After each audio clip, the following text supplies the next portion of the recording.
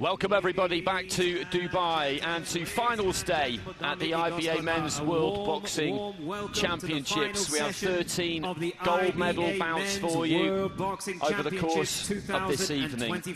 We've had 402 bouts up until this point. We started with 428 boxers. We have 26 remaining, 108 different countries represented from the start of this competition. $300,000 US for gold medalists, 150,000 for silver medalists. And first up, we have got the 48 kilo division. And alongside me, as always, Ron McIntosh. And Ron, it all comes down to this. Indeed, it's been a long and winding road for many of these boxers to arrive at these gold medal bouts. Some of the tournaments getting underway, some of the weight divisions getting underway in the round of 64. So that's 6 potential victories required to make it through to the top of the podium. And for some nations, even to get the best is something of a gauntlet in itself. So it's been a long, challenging road for the finalists to arrive at this stage. And we're about to get things underway at minimum weight. So coming to the red corner is Edmond KHUDOIAN of Russia. Russia have got a finalist in every weight division apart from one. He's a gold medalist at the European Championships last year, a bronze medalist at the World Championships a couple of years ago, has won 3 fights so far, getting past Tamiatas Yusupov of Kazakhstan in his semi-final.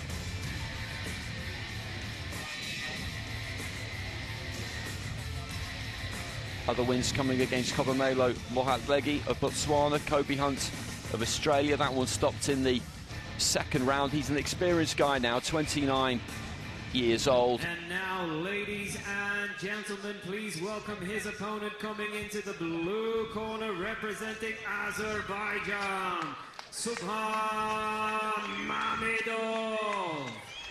And in stark contrast to KHUDOIAN, the man approaching the boxing ring is just 19 years of age, Subhan MAMEDOV. But already he's earned top spot on the podium at a continental event this summer, claiming the under-23 European title at 50 kilograms at the event in Budapest. Competed in the World Boxing World Championships in Liverpool. There is the 29-year-old Edmond KHUDOIAN, 10 years his senior. At the semi-final, he beat the silver medalist from Tashkent 2023, Sakil Alakverdivi of Georgia, on a unanimous point decision verdict for MAMEDOV. A very good display, and the man from Georgia simply could not get going and couldn't close down the towering height and reach that this man possesses at 48 kilogram minimum weight. Remember, his continental triumph coming 2 kilograms north of this, and he's managed to hold 48 kilograms very effectively indeed. Opened his tournament in a round of 32 with a victory in the 3rd round over Joey Kanoy of the Philippines. Body shot stoppage. Then in a round of 16, he beat Israel's Meron Shafiev. And at the quarterfinal stage, it was another impressive victory over the man from Armenia, Bergam Harutyunyan. So we're underway then, the first final of the 23rd edition of the IBA Men's World Boxing Championships. And it's between boxers from Russia and Azerbaijan. A more compact figure operating out of the southpaw stance, just poking away with a right cross to the body, is Edmond KHUDOIAN. Already had gone at least one better than the World Championship bronze he secured in Tashkent 2 years ago. His opponent, Subhan MAMEDOV, just 19 years of age, and he has been absolutely outstanding to book his place here from the round of 32. His 5th bout of the tournament. And what he's demonstrated so far is a real ability to control the distance, but KHUDOIAN seems switching stances, just coming away from that trade-off as a southpaw now. And good use of the feet as he switches back orthodox to make these initial 1-2 combinations from MAMEDOV fall short. A little closer that time. MAMEDOV really have to start relying on a 2 and 3 phase attack, because the initial wave of attack is being negated by good use of the feet from KHUDOIAN.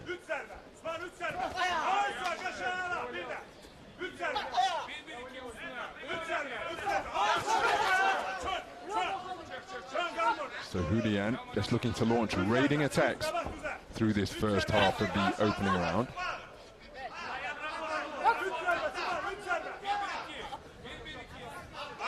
Continuing to switch his stance in front of his man, short with the jab. He dropped down to the body there, did MAMEDOV, and he was altogether more accurate. Again, not sure he fully committed to that first 1-2. It's almost as though he's trying to establish his range. But in the previous bout, MAMEDOV has done a really good job as he did get through with the left right to the body. He celebrates that by whooping out a little bit of a holler, walking in with the left cross, and keeping the attack going to land with a right hand to the body during that cluster. And HUDOIAN just looking to impose his physicality and maturity onto MAMEDOV. MAMEDOV continuing to only go in search of one-phase attacks. Again, he's celebrating that left hook success to the body. His successes have been easy to score because they've been eye-catching singles or two-shot combinations. Whereas HUDOIAN has launched a few more raiding attacks, just as attempted there, but his two-shot salvo was inaccurate.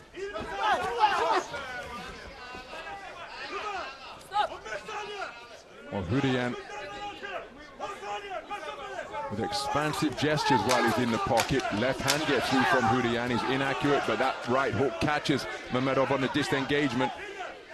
And MAMEDOV trying to get inside the mind of HUDOIAN. Mean mugging and gurning, and HUDOIAN just roughing him up at the bell sound to conclude the first.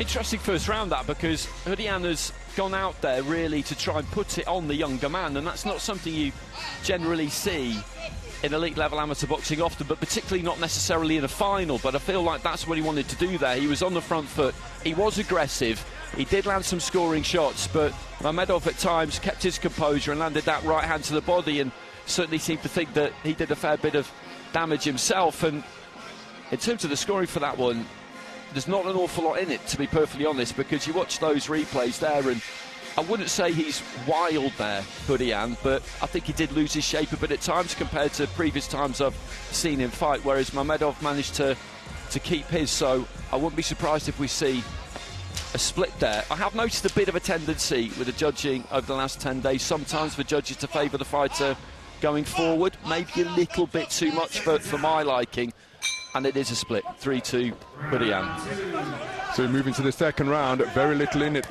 over the first 3 minutes. HUDOIAN just scored with a left jab to the body, right cross over the top came back from MAMEDOV, and MAMEDOV seeking to get on the front foot now and scores with a raking right cross when he was just on the edge of ring center seemingly, and HUDOIAN was near the corner. That retractable reach in evidence once again. Terrific work with the right cross from MAMEDOV, and now HUDOIAN trying to creep his way forwards as a southpaw. Scores with a good left hand to the body, but there's a really strong right cross, landed with a bent elbow, kept the shot going to cause HUDOIAN to totter backwards. Good work to the body once again from HUDOIAN. Dipping down low is HUDOIAN, but he couldn't evade that left right that came in his direction. And he's a really gregarious boxer up in the ring as the teenager. He enjoys his craft up there, just raising the elbows to fend off the incoming fire from HUDOIAN. And again, he's increasing the disparity in height with HUDOIAN so that there's very little to hit. When he's coming in with his forward forays, he's dipping down low. He'll have to be mindful that he doesn't dip below the belt line. That is illegal, of course. And in this, well, in three-round boxing in general, but in this edition of the World Championships in particular, good right hand over the top from HUDOIAN. And another one, just causing MAMEDOV to become a little bit disorganized. But the referees have been really hot on the instruction of head up. But so far, HUDOIAN is dipping down to increase that difference in height between the two that already exist in a bid to reduce his target area. But he hasn't been spoken to about it. Beyond the halfway stage of the second round, HUDOIAN willingly retreating to the ropes here, looking to lure his man into a trap. And there he launches a sneaky right hand off the ropes, skids across them, clockwise to his left, now moving counterclockwise to his right. Good movement and space of the ring being used effectively by KHUDOIAN. Nice movements at the head, and then look at that, slipping, sliding, bobbing and weaving on the ropes before scoring with a body shot. And KHUDOIAN putting his points across to the officials in no uncertain terms, but that's a veteran's move for my money. Good left hook to the body from KHUDOIAN, reciprocated by MAMEDOV, but KHUDOIAN is clamping his arms to the side of the torso of MAMEDOV and saying to the referee, look, he's holding me. And on that occasion, it was MAMEDOV who received the talking to. So rather untidy, but there's the same move again. Both boxers are keen to show the ref that it's not them doing the holding. And what KHUDOIAN does when he employs that move is he just jumps on his tiptoes when he's about to disengage, as if to say, well, look, I'm being stopped from moving here. Sneaky left hook landed, but then a strong conclusion to the round with a flurry of punches from KHUDOIAN. It's a good fight. It's a good fight to watch. Plenty of action from the pair of them. Not quite what I expected from KHUDOIAN, because I've seen him this week. I saw him in the World Championships in 2021. What he's really good at is getting nice and low, raiding him with that jab to the body, long jab to the body, out of a southpaw stance normally, then getting his feet back out. And it's been difficult for opponents to deal with that most of the time, but he's taken it up close and personal more than I thought he would. And I thought MAMEDOV has dealt with it fairly well at times, but in that second round I thought he found a good distance a bit more often than his opponent did, and he's scoring with that right hand, not freely exactly, but I would say relatively regularly. And looking at the scores, we've got a 4-1 split there for MAMEDOV, which means going into the final round, MAMEDOV has got a 2-point lead with 2 judges. KHUDOIAN has got a 2-point lead with 1 judge, and we've got 2 other cards teed up at 19 apiece. And it's about those 2 cards really now. You can't imagine a 10-8 here. So a warm embrace to begin the third and final round of a contest that is in the balance. The mouthpiece has been dislodged, and I think it's KHUDOIAN on his exhalation, snaking that jab on an upward trajectory, finding a home for it, and he's pushed out his own mouthpiece as he braced his call. And again, he's back on that front foot in search of that jab, applying pressure with MAMEDOV near the ropes. MAMEDOV swinging freely to try and get out of that confined position, and now it's his turn to drive KHUDOIAN backwards across the ring, and he raises both arms to the early evening sky here in Dubai, as if to say, okay, let's do this, let's light it up for the fans in attendance at the Dubai duty-free tennis arena. 30 seconds and change gone in the third and final round, where we have 2 scores tied of 19 points apiece. 2 in 2018 in favour of MAMEDOV, the other 2018 in favour of KHUDOIAN. So those 2 tied scores are going to determine the outcome of this contest. As KHUDOIAN lands with a good right hand lead, he tries for a left hand upstairs and is countered by a left hook to the body. So a minute gone in the third and final round. It's slight advantage KHUDOIAN, as KHUDOIAN retreats to the ropes once again, inviting pressure from MAMEDOV, but MAMEDOV not running in recklessly and blind. Well, after a brisk start to the opening round, we just had the action punctuated by a few clinches, and on the resumption it's a quick start out of the blocks from KHUDOIAN and a real untidy tangle, sending MAMEDOV tumbling to the canvas. Oh, beautiful left uppercut, and again he's celebrating that shot, but he's countered by a right hand over the top as he landed a right hand of his own, and he's pot-shotting effectively here now. That's a wonderful counter right cross from MAMEDOV, and he is really warming to his task. He's caught by a leaping left hook there. The following leaping right hook from KHUDOIAN was off the mark. Turned southpaw now has MAMEDOV, and that's not something we've seen often in the course of the tournament. Now he's back in his orthodox stance. Good left hook to the body slung in by the man in red, and he's looking for that same shot once again, but he really is embellishing and celebrating his successes here now with every one that he lands, holding and hitting with the right uppercut and then bringing a left hook into play and hitting on the break from KHUDOIAN, who re-enters the fray as a southpaw. Tries a leaping left hook but couldn't quite find the range. Slapping check left hook off the back foot from MAMEDOV, and the teenager, he's the one showing the veteran savvy to kill the clock and just let it run down, because he don't know. Oh, that's a wonderful right uppercut, the left hook that followed from MAMEDOV wasn't too far away. And again, there's that same move from KHUDOIAN. I shouldn't be chuckling. But from the backside, which a referee isn't privy to seeing, I can see precisely what he's doing. 10-second clapper has sounded. Coming swarming forwards is KHUDOIAN. And the two men end chest to chest, forcing the intervention of the ref. KHUDOIAN tries to get in another couple of scoring shots. And KHUDOIAN raising his arms up there and celebrating in that red corner. Now, for what it's worth, I happen to think that the man in blue did the better work in that round, but what will say the 5 scoring judges, particularly judges 2 and 3, who had it all square, 20 points to 19 points apiece after 6 minutes of boxing. Well, that's exactly right. Then if we get an announcement that this has gone to bout review, then it's 3-2 either way. If we don't get an announcement, then that means that MAMEDOV has won.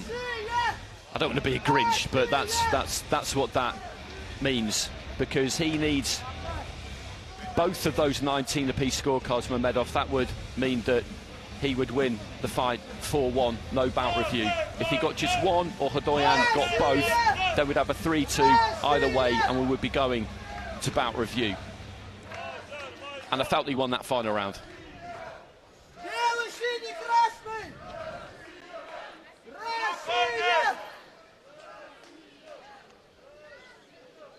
So the scores take a while to be tabulated, which suggests we could be going to bout review.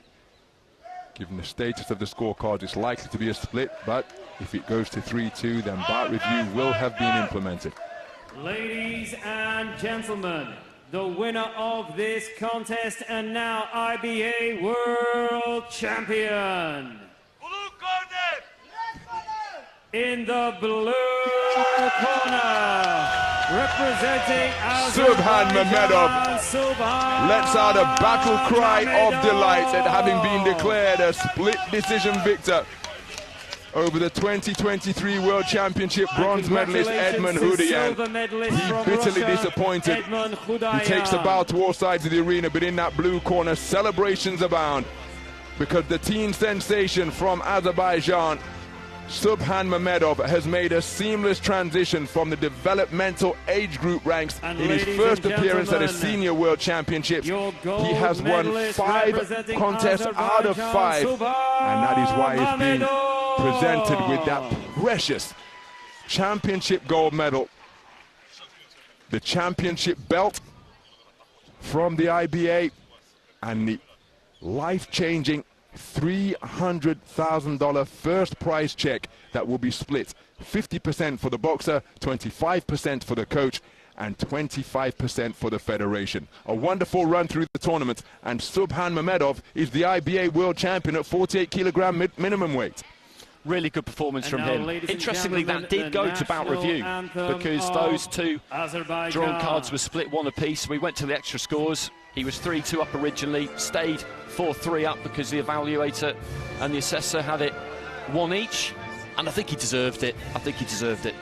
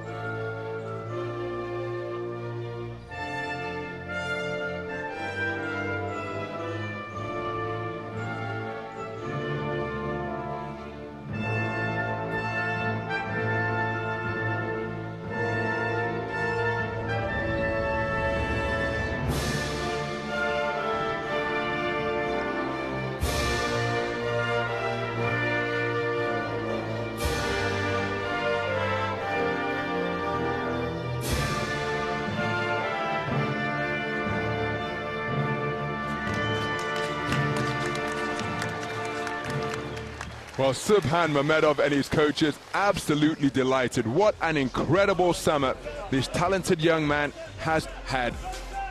The under-23 European champion, and then coming here right off the back of that to Dubai and winning 5 contests out of 5. And that was the moment of confirmation, and just look at what it means to him. You've got to love that, haven't you? That's what it's all about. And he boxed with no nerves in that final. I didn't expect to see any, but you never know, do you? Because it's a major platform. He's a young man, and he was completely fearless, and that was a good fight. It was a good fight to start off with. KHUDOIAN was aggressive. He rolled the dice a bit there. I felt he might be a bit more cagey than he was, but he wasn't interested in that at all. He really took it to MAMEDOV, maybe thinking that given his lack of experience, he could catch him a touch cold. Put a bit of fear into him early on. That kind of bold move often is designed to take that first round, and if you get in the first round, then your opponent has a problem. In the 51-kilogram flyweight division. So next up, we've got Hasanboy DUSMATOV of Uzbekistan in with Bair BATLAEV of Russia.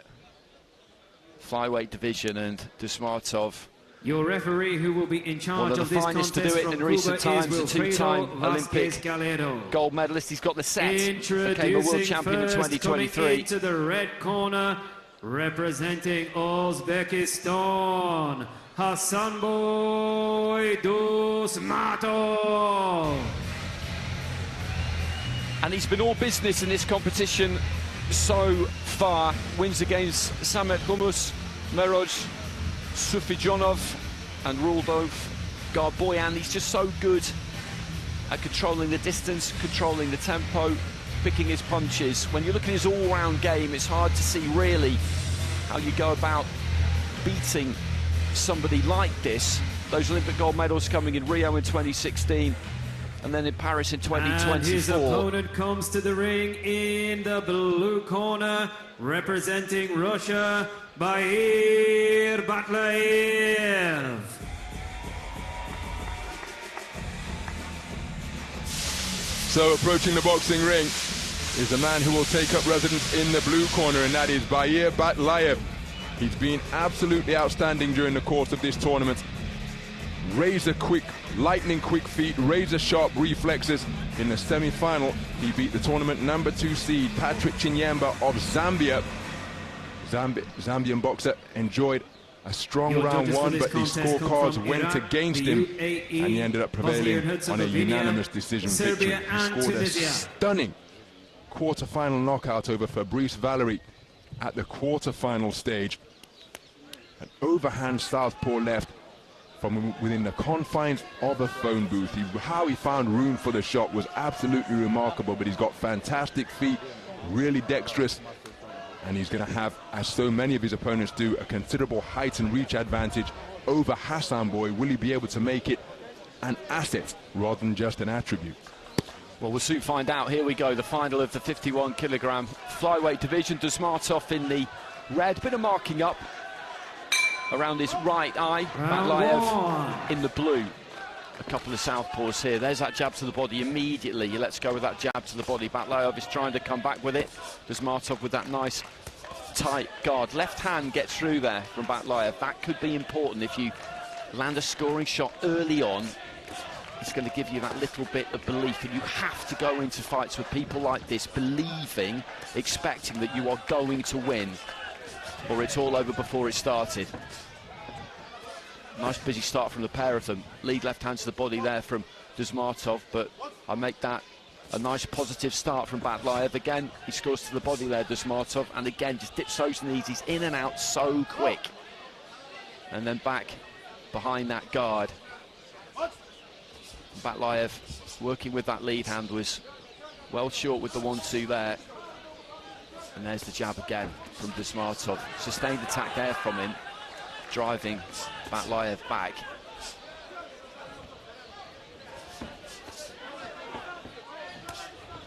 He just can't quite get close enough at the minute, BATLAEV. That's his major issue outside of the first 30 seconds or so. DUSMATOV leading off with a hook and didn't manage to land with it, just turning around that front foot. Again, just takes the jab to the body. BATLAEV lets that 1-2 go. It doesn't miss by far, but again, that's something that the man in red is so good at. He'll move one way, then the other. The movement is not extravagant. It doesn't take too much out of him. It's economical. and almost all of the time it's just enough. Just working his hands there, BATLAEV, but that was taken on the gloves. Lead right hand from DUSMATOV. And it's the kind of performance you've seen him give so many times before. Takes one on the gloves, then explodes out of the guard and lands the right hand. And there's that right hand off the back foot. And he's pushing this as best he can here, BATLAEV. But it's a difficult task. Jab to the body again from the Olympic champion. It's the final minute. Right hand lands. BATLAEV will not be put into his shell. He's throwing plenty, but he's been landed on a bit too much here.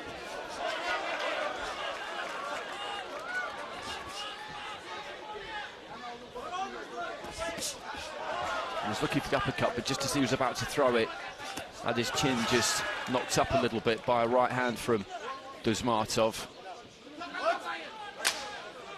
Final 10 seconds.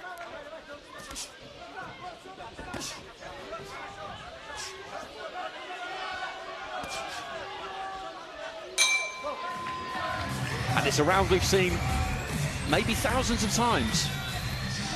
Absolutely. A typically efficient and effective Hasanboy DUSMATOV round for my money. BATLAEV came out, tried to make his speed a factor, and he did have some success, but for the majority, you just got the impression like that, coming out of his shell, scoring with a single, away before the reply can come. And a really economical performance with the feet and the punch picking from Hasanboy DUSMATOV. BATLAEV remained in his wheelhouse, always seeking to let his hands go and try and find a way through that really effective defense, but he couldn't do so often enough. And for one of the few times in the tournament, he will be trailing after the opening round, because normally his presence, his pressure in his activity has more often than not given him the advantage in the first, but he's conceded the first round 4-1 here. But he's got that one, and that's something. He needs to reply in the second round here, but it's amazing how often those odd scorecards can make a difference. I don't see personally how you could give that first round to him, but judges are sitting at different sides of the ring, assessing it independently. So into the second round here, DUSMATOV in the red, BATLAEV in the blue.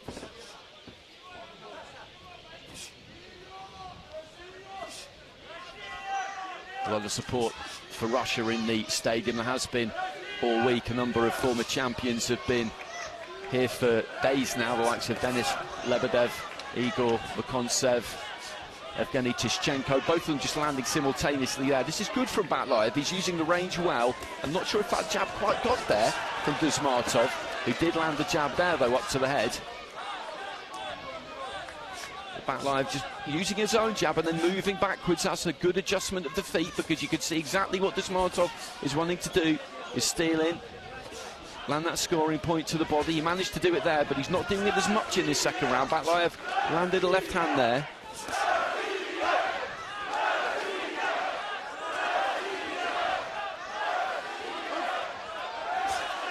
There's that jab again from the man in red. BATLAEV, though, just keeping on the move here. And I think he's applying better pressure to his opponent in this second round than he did in the first. A little slip there from DUSMATOV, just past the halfway stage in what is a crucial second round. The second round always is, because if you're up against it on the cards after the first round, you have to provide a response. A combination to the body there from DUSMATOV. And looking for that 1-2. It's consistency that BATLAEV needs here. What he did really well in the first minute was throw consistently, throwing that 1-2, not waiting, keeping DUSMATOV on the outside, preventing him taking those body shots on the inside. BATLAEV just trying to work that lead hand. DUSMATOV again just going down to his knees. Been a little bit messy at times this second round, which for BATLAEV won't be a bad thing necessarily. There's that left into the body when he goes up to the top there, DUSMATOV. I think he shipped one himself, but came out of the exchange the better of the two.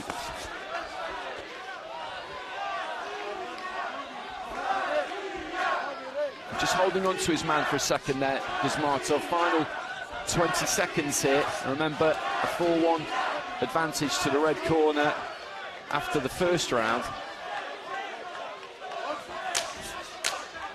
And there goes the clapper.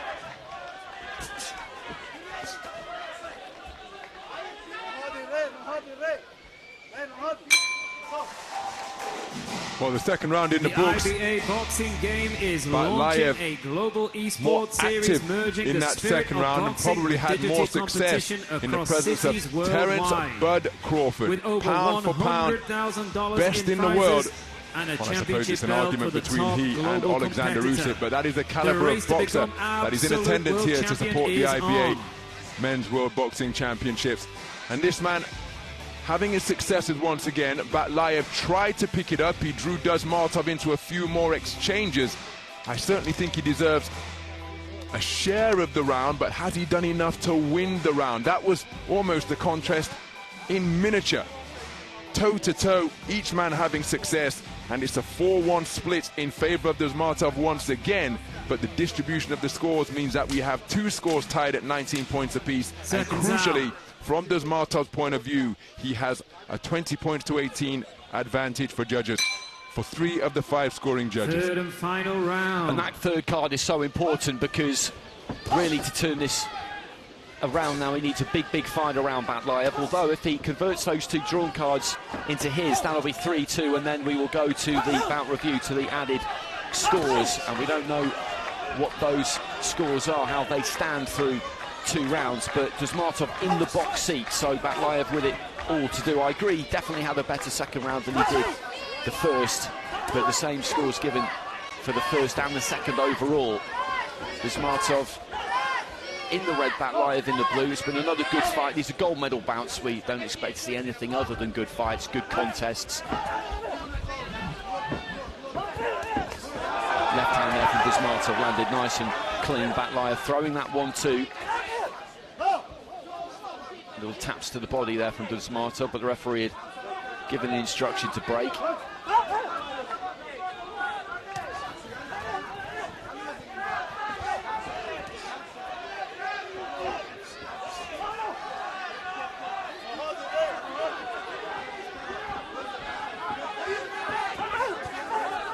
Right hand was maybe a little bit with the inside of the glove there from DUSMATOV, and there's that jab to the body. But again, BATLAEV is bringing everything he can here. He's holding that shape, he's holding that technique, trying to fire that 1-2 down the middle. And then rips the body with the left hand, but didn't manage to land it. DUSMATOV again there, just throws the jab, dips off to his right hand side, and all of a sudden he's behind Bair BATLAEV. And that jab to the body, that does some heavy lifting for him, and that check right hook off the back foot there too. But particularly that jab to the body, it does seem to be very difficult to prevent, and then another good jab.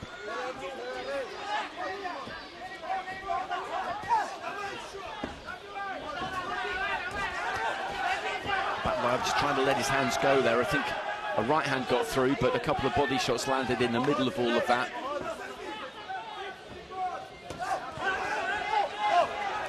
And again, an exchange there, and a good exchange, but the punch you noticed that landed was from red. He's just so good at picking the gaps, and again, there are a right hand and a left hand, and BATLAEV continues to come forward, but he is being picked off a bit in this last round because he has no choice really but to roll the dice here and come forward and attack as much as he can, and against somebody like DUSMATOV, the problem with that is that it's going to give him opportunities, and he's not shy of taking them. So there goes the clapper, final few seconds of round 3, and on the basis of what we've seen, he'll have done enough, DUSMATOV here, to hold that 3-0 lead, probably to increase that 3-0 lead and get the win with the judges here. On the evidence of the first fight, I'm not sure if we're going to be told when we're going to bout review in the finals.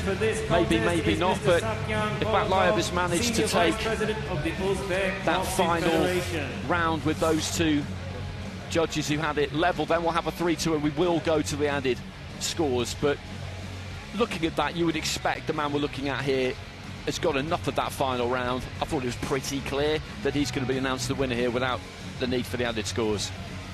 Yep, I would agree with you, Andy. And again, BATLAEV, credit to him, who really did try to put DUSMATOV under sustained pressure and make him do something different in search of that big round that he needed. But DUSMATOV, so composed, so experienced, so much ability. Ladies and gentlemen, the winner of this contest by a split decision, and now IBA World Champion in the red corner.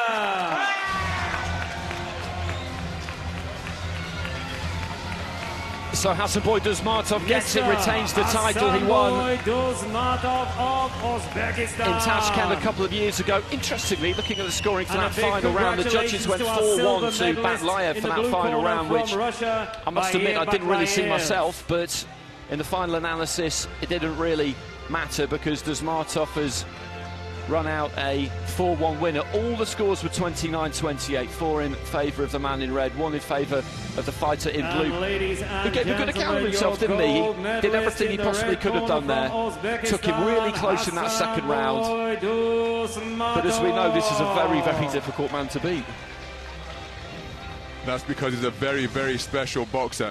Outstanding. 2 Olympic titles, the reigning Olympic champion, back-to-back world championship gold medals, the Asian Games champion as well, and back early in his career he took the Asian title, king of every territory available to him.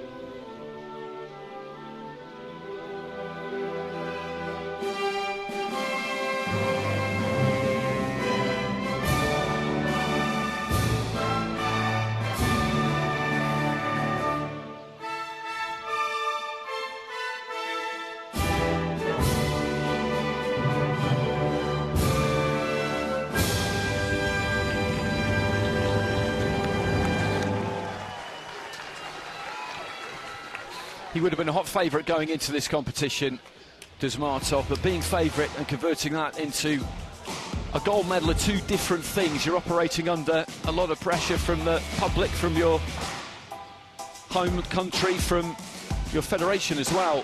And it was a good fight. It was a good fight, and BATLAEV will have learned an awful lot there. So 2 down.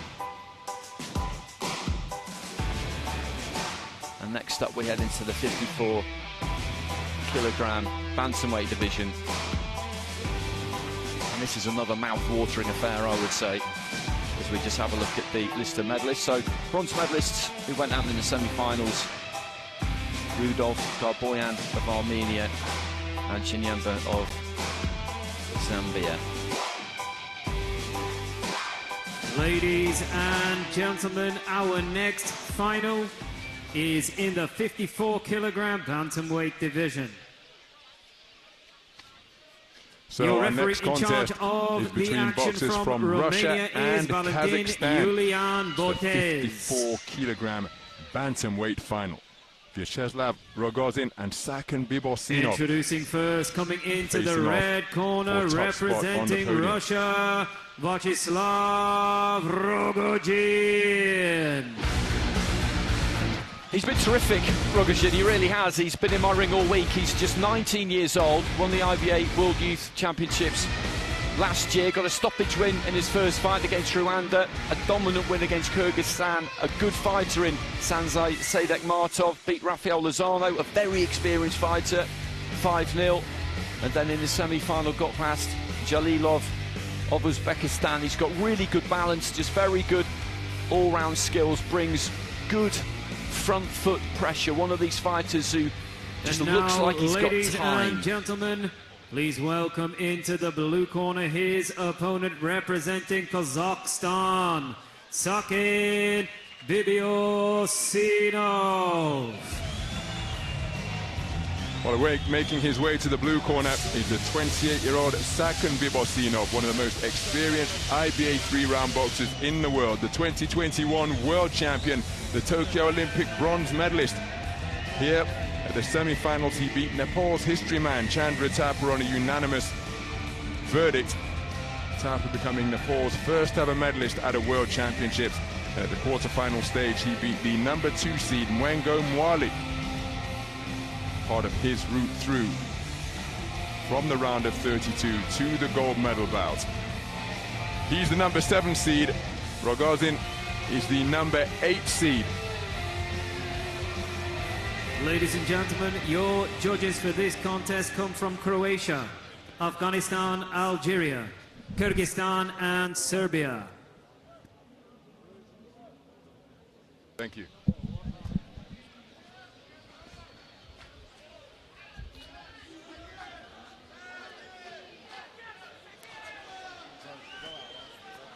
So the difference in height between the two during those final instructions for the referee, no prizes for guessing the tactics. Round the one. more compact figure, the southpaw wearing red, Viacheslav ROGOZIN, has got to try and somehow get inside the greater range and reach of a man who's currently operating as a southpaw but is an adept switch hitter, and that is Saken BIBOSSINOV. It's a classic IBA boxing matchup between Russia and Kazakhstan.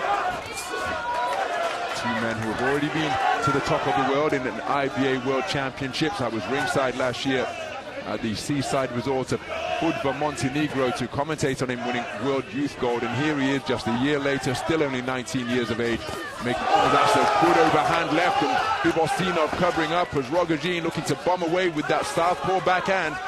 BIBOSSINOV has taken a couple of counts during this tournament, but when he took a count, he came back and gave his own man, the same guy, 2 counts in the round of 16 against Isafaki of Tanzania. Good right hook to the body from BIBOSSINOV, who is going to be very difficult to ruffle.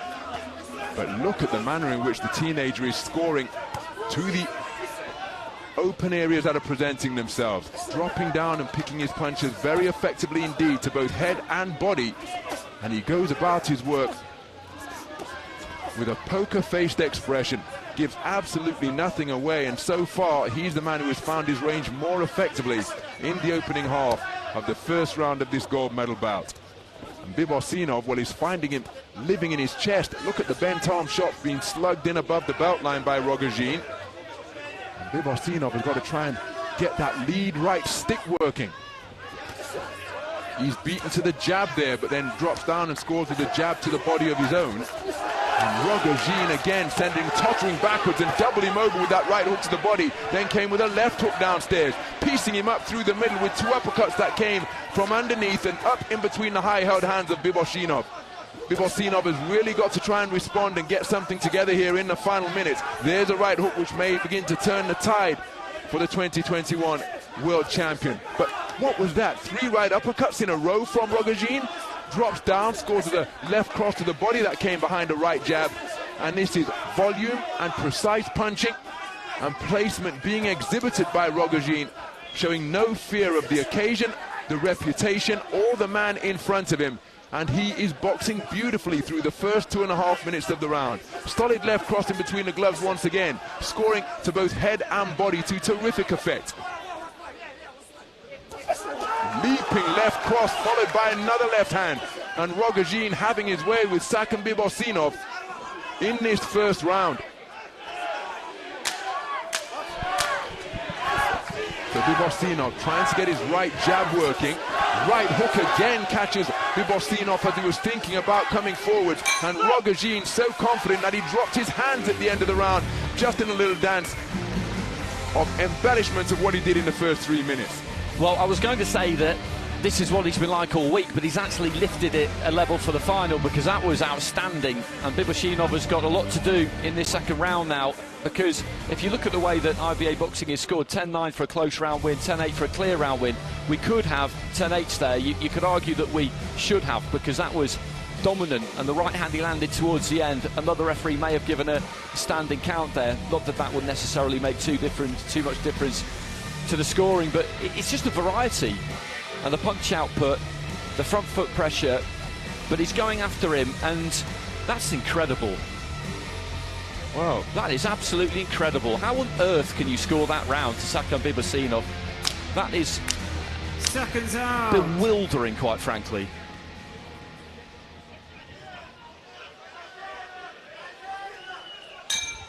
So we move into the second round after 3 minutes of excellence produced by Viacheslav ROGOZIN, but yet somehow judges 2 and 3 have scored the opening round in favor of the man in blue, and I'm not sure, short of knocking the man down, which, as we've already explained, doesn't necessarily trigger a 10-8 round, but I'm not sure what more the man could have done to win more decisively than what he produced in the first 3 minutes. I'm perhaps mindful of the fact that it's close. He's on the front foot, backing his man up once again, and he's setting the pace in his first 30 seconds. And he's just not giving the man any room to breathe, is ROGOZIN. Look at those uppercuts and hooks through the middle and around the corner. And that intervention to speak to BIBOSSINOV about hitting and holding, probably coming at an opportune time, because ROGOZIN simply will not leave him alone. He's being forced backward. Now he's trying to hold his feet and fight back.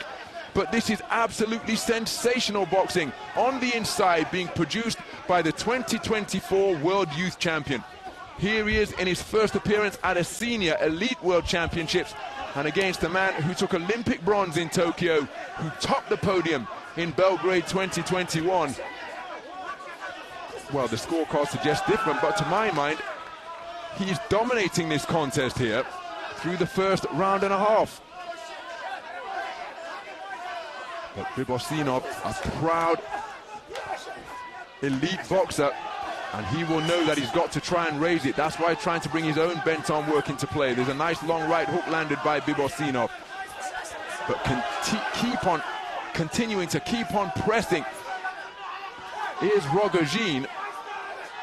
And the composure that the teenager is showing is notable indeed.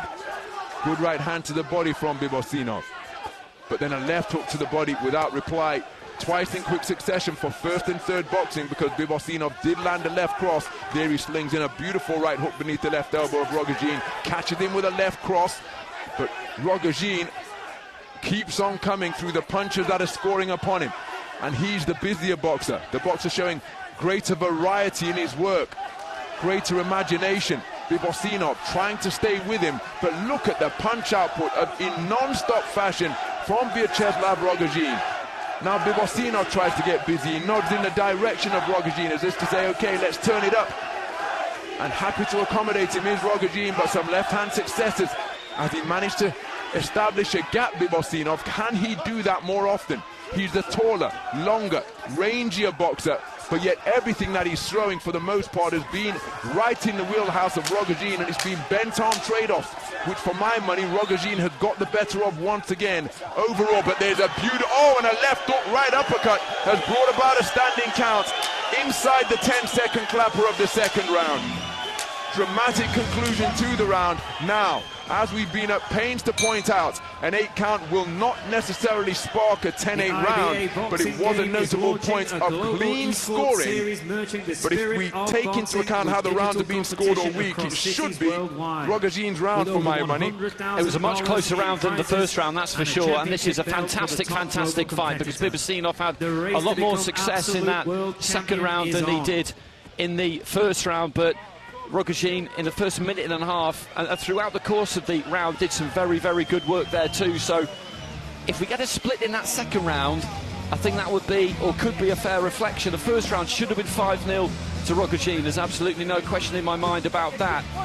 BIBOSSINOV finished well, as you say. He did finish strongly and he picked some good punches. I would still slightly lean towards the red corner, but Let's see what we've got here. Well, we've got, he swept it. BIBOSSINOV has swept it. 10-9s with all of the judges, so he now has a 2-point lead with Afghanistan and Algeria going into the final round. The other three cards are level. And perhaps that standing count inside the final 10 seconds of the round was enough to tip the balance unanimously in favor of Saken BIBOSSINOV. He has got himself right back into this contest after enduring a pretty tricky first 3 minutes, even though 3-2 scores were returned in favor of ROGOZIN. But it was difficult to conclude how anybody could score that first 3 minutes for BIBOSSINOV, but two of the judges did. So it's all come down to a 3-minute shootout with 3 level scores at 19 points apiece, two of them 20-18 in favor of BIBOSSINOV. So it's advantage BIBOSSINOV because he just needs to convince one of the judges who have it level that he's the better boxer, and he's going toe-to-toe with ROGOZIN, and now will seek to impose his experience and bring it to bear. But looking to show the qualities of youth is ROGOZIN, but he walks onto a right hook there. He can't afford to let his punches go in reckless fashion. That's how he was picked off and given the 8 count in the closing stages of the round. And BIBOSSINOV having more success with the southpaw left, but ROGOZIN continuing to press, changing angles in front of his man and scoring effectively to the body. So the referee intervening with the instruction to remind the boxers to keep their heads up. And on the resumption, it's ROGOZIN jumping all over BIBOSSINOV. Both boxers step back into the breach. BIBOSSINOV driven back to the ropes, totally square, presenting that full-size target. ROGOZIN with an eye-catching left cross. BIBOSSINOV comes back with a jab and was in search of the left uppercut, which was part of the two-shot combination that triggered the count at the end of the second. Beyond the halfway stage, and it is a very up-tempo round, but jumping backwards, trying to avoid the shots with BIBOSSINOV. ROGOZIN may have just put the man from Kazakhstan on the end of them. And again, letting his hands go in straight fashion, and some of these shots are slipping through the defenses of BIBOSSINOV. He comes back with a good right hand to the body. And cries of Russia, Russia ringing around the arena here. BIBOSSINOV with a burst of punches before spinning off the line to his left. ROGOZIN follows him every step of the way and continues to hound him to the body with just about 30 seconds remaining. So BIBOSSINOV presenting a different posture now, hands down by his belt line, and the left hand did get through. Both boxers then inaccurate. BIBOSSINOV's long left cross goes over the shoulder of ROGOZIN. ROGOZIN back into his preferred territory, scoring with a burst of shoe-shine punches to the body. That countered by BIBOSSINOV. Closing 10 seconds of the round, and a moment of quality here could well prove to be decisive. And it's ROGOZIN on the front foot. The two men swinging away freely. Both men having success, both men inaccurate as well. And it's ROGOZIN who ends the contest, punching right up until the final bell. He thinks that he's done enough, but a reminder of the scores going into the final round. This man led 20 points to 18 for judges 2 and 3. The scorecards of judges 1, 4 and 5 with deadlocks at 19 points apiece. Advisor of the Secretary General of the Kazakhstan. Well, for my money, Federation. ROGOZIN has done enough to win that fight. What we should have had going into the final round was 5 scores of 19-19, because he won that opening round 5-0 in my view, and it wasn't hard to score. I even wondered if we'd have 10-8s. 10-9s across the board of BIBOSSINOV in round 2. Debatable, but not scandalised by that. And it means that he's got it all to do in the final round here. Bout review, so that means that it was 3-2 with the scoring judges at ringside, and that will trigger the 2 additional scores.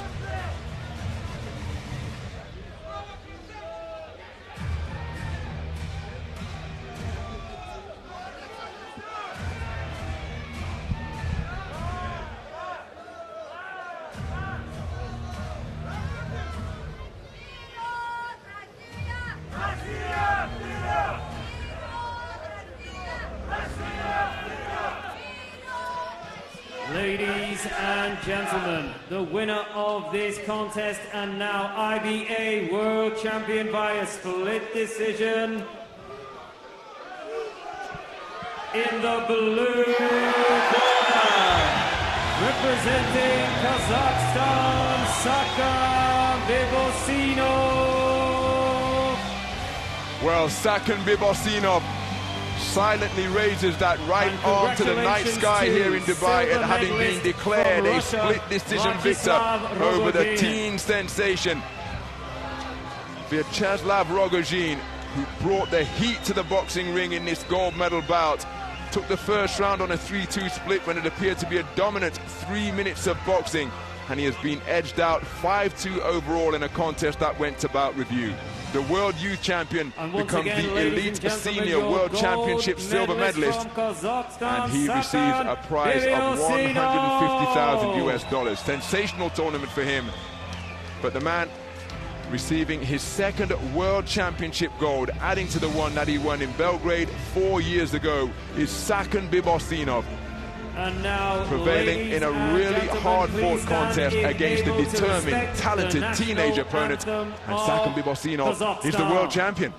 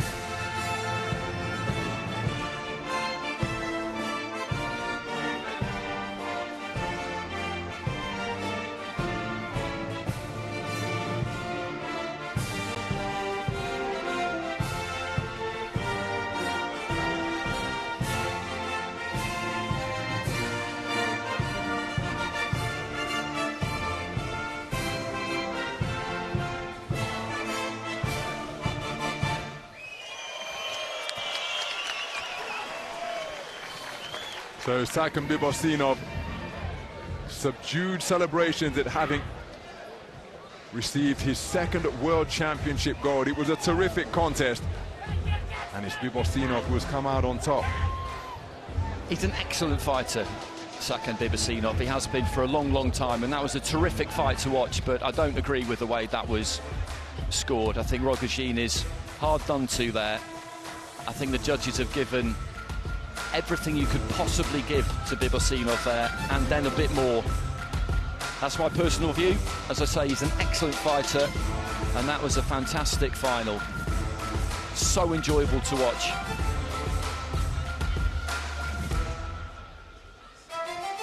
But some days you get them, some days you don't.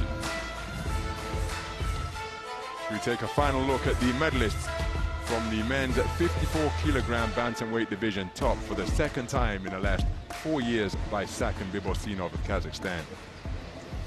Ladies and gentlemen, our next final is in the 57-kilogram featherweight division.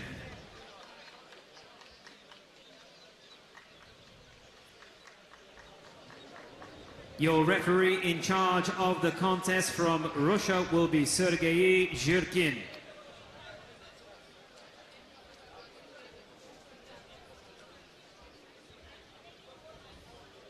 Introducing first, coming into the red corner, representing Kazakhstan, Orazbek ASSYLKULOV. So this is the featherweight final, and coming in for Kazakhstan, Orazbek ASSYLKULOV. A knockout against Eswatini in his first fight, a big left hand. And then unanimous decision wins against Carlos Martinez and Andrei Peglavanian of Russia. All 5 scores were 29-28. Silver medalist at the 2024 Asian Championships. And at 27 years old, now I think he'll feel that this is his big chance to step up. Blue corner, representing Tajikistan, Khusravkhon RAKHIMOV. So So, ASSYLKULOV's opponent making his way to the blue corner is Khusravkhon RAKHIMOV, the tournament number 2 seed, 23 years of age, from Tajikistan. At the semi-finals, he was a unanimous point decision victor over Khusravkhon Nurtaziev of Uzbekistan. Taking it unanimously, but hard fought all the way. Started his tournament in the round of 32, and at the quarter-final stage, he beat Matigulele Sigwela of South Africa in a really hard-fought contest against a South African national champion. There was no love lost between the two, so it's a number 2 seed against a number 1 seed.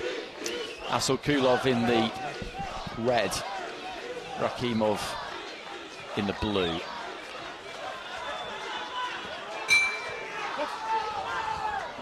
Round 1.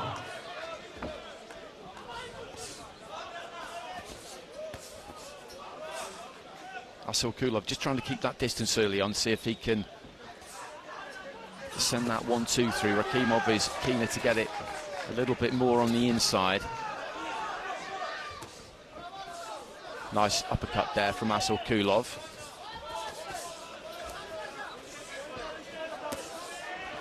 This is a good start from ASSYLKULOV. He's found that mid to outer range, which is suiting him at the minute.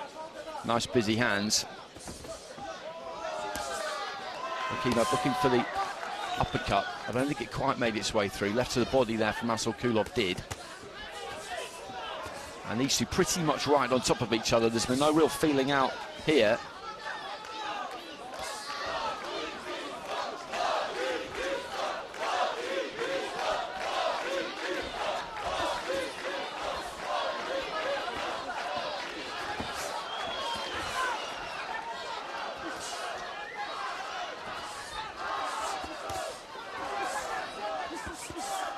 When you watch these two fight, those punches go out quick, they come back quick. And that's exactly what any coach would tell you to do. Good combination on the inside there from ASSYLKULOV, just dug the toes in, uppercut left hand. And he's got that advantage in hand speed midway through the round.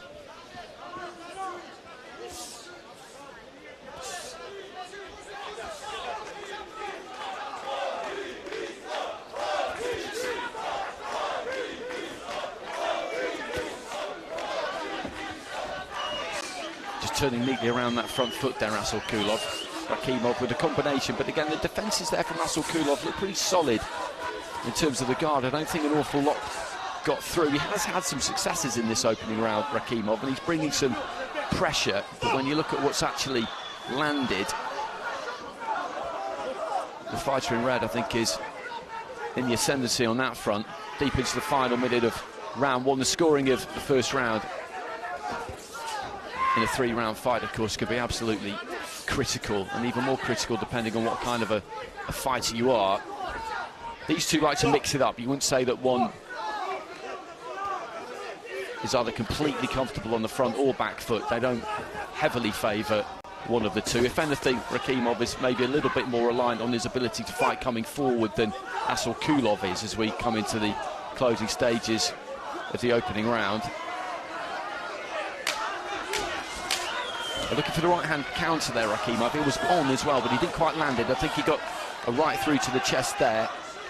Final few seconds of the round. A little shimmy there from ASSYLKULOV, and not too much in that. Very little between the two boxers after 3 minutes of action. ASSYLKULOV with perhaps greater hand speed, but this man was trying to establish his own range in the space of centre ring as well. You see him letting those combinations go, but during that combination, one left hook got through for ASSYLKULOV perhaps. Very good defense is being demonstrated by both boxers, and it's a clean sweep of the cards for the man in red. Orazbek, ASSYLKULOV taking it for all 5 judges, but make no mistake, even though he's got all 5 cards, his opponent RAKHIMOV was still very much in the contest. He's just got to try and turn some of those cards in his favour. He badly needs to do that in the second round now, and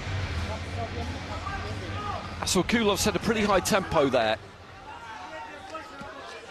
And even in 3-round fights, Round 2. fighters do feel it. They feel it towards the back end because this is a very, very intense kind of environment, particularly in a final. There's so much at stake. Good right hand to the body there to kick the second round off for RAKHIMOV, and a long left hand gets through there for ASSYLKULOV.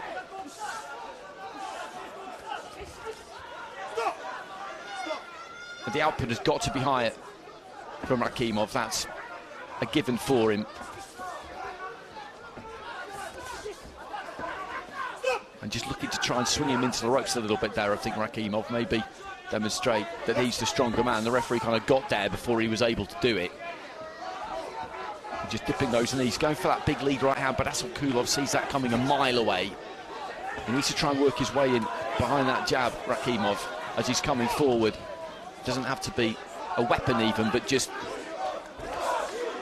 use it anyway to give yourself something to come in behind. ASSYLKULOV is just happy to trust that hand speed.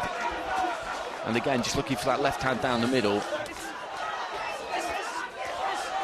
I think the left hand got through there from RAKHIMOV. This inside fighting between the pair of them, it's a blizzard of fists at times. It's not that easy to tell exactly what's scored, but the second round taking a pretty similar course to the first one so far. Right hand there from RAKHIMOV, hit the gloves, but he followed it in and then got through with the uppercut. 1-2 from ASSYLKULOV, again was well defended that side from RAKHIMOV, and RAKHIMOV just gets a hold of him, pushes the forearm in, and the referee has a quick word, but I don't think that's the worst idea.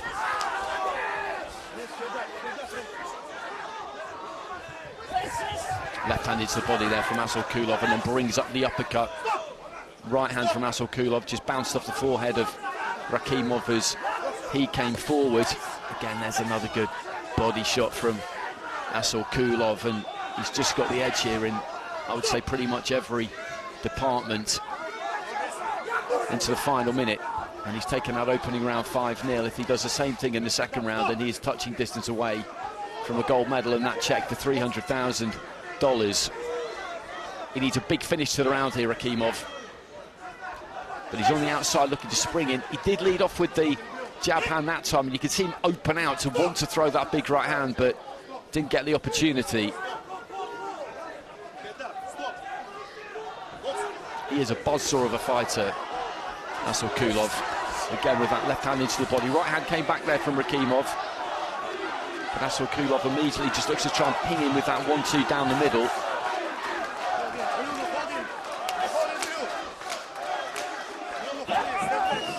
Works away to the body right at the end of the round there, RAKHIMOV. And there goes the belt.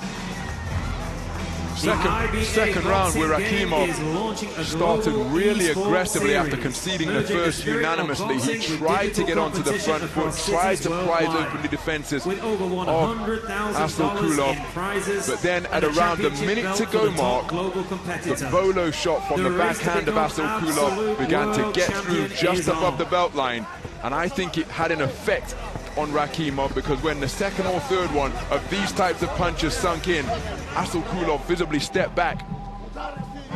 And from my perspective, RAKHIMOV visibly stepped back, and ASSYLKULOV recognized that, got onto the front foot, and he's taken it on a 3-2 split, which is crucial from his perspective, because that means he leads 20 points to 18 for judges 1, 2, and 5.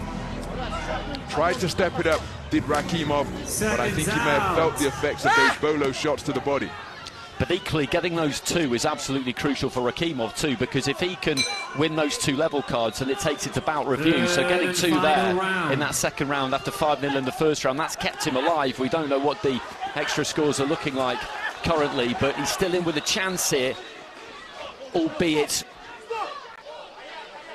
a fairly remote one, the way this fight has gone, because ASSYLKULOV needs to take one of those drawn cards and the gold medal will be his. But I think he just walked onto a pretty stiff looking right hand at the start of the round there, put onto his heels. Certainly 30 seconds gone, and RAKHIMOV needs something big in this final round. He's just got to keep punching and punching and punching. Touch messy as he dips his head and gets on the inside, and ASSYLKULOV there I think is happy enough just to take a little bit of a chance to rest and recharge, because with just over 2 minutes remaining. I don't think either one of these two will be in the mood, certainly not Rakhimov, to feel like they've done enough here. ASSYLKULOV, I think, will be fairly confident that he's getting the better of this, but they've both been at this a while. You can never take anything for granted. Swing and a miss there from Rakhimov. And again, this is not really doing Rakhimov any favours, the kind of style of this fight in the third round. As I say, it's a little bit disorganised. Maybe both of these two just feeling the pace a bit, and he throws that single right hand. I think Rakhimov is actually. He's thrown that single right hand, and he's just come straight onto the shoulder. Maybe he's relying on a big single here. Left hand into the body there from ASSYLKULOV was a really solid shot, and Rakhimov again up close. He's trying to disentangle now, but initially there he seemed happy enough to hold on, looking for that right hand. ASSYLKULOV tucking up, heading into the final minute of the fight here. This has been another good final. Another good competitive fight.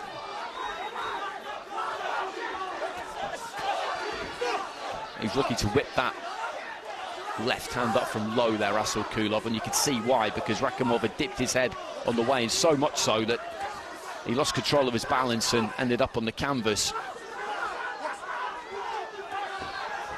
He's putting everything into it here, Rakhimov. I'm not sure how much he's got left, but he's pouring everything that he has got out onto that canvas. ASSYLKULOV, though, just manages to turn him, walking back towards the ropes.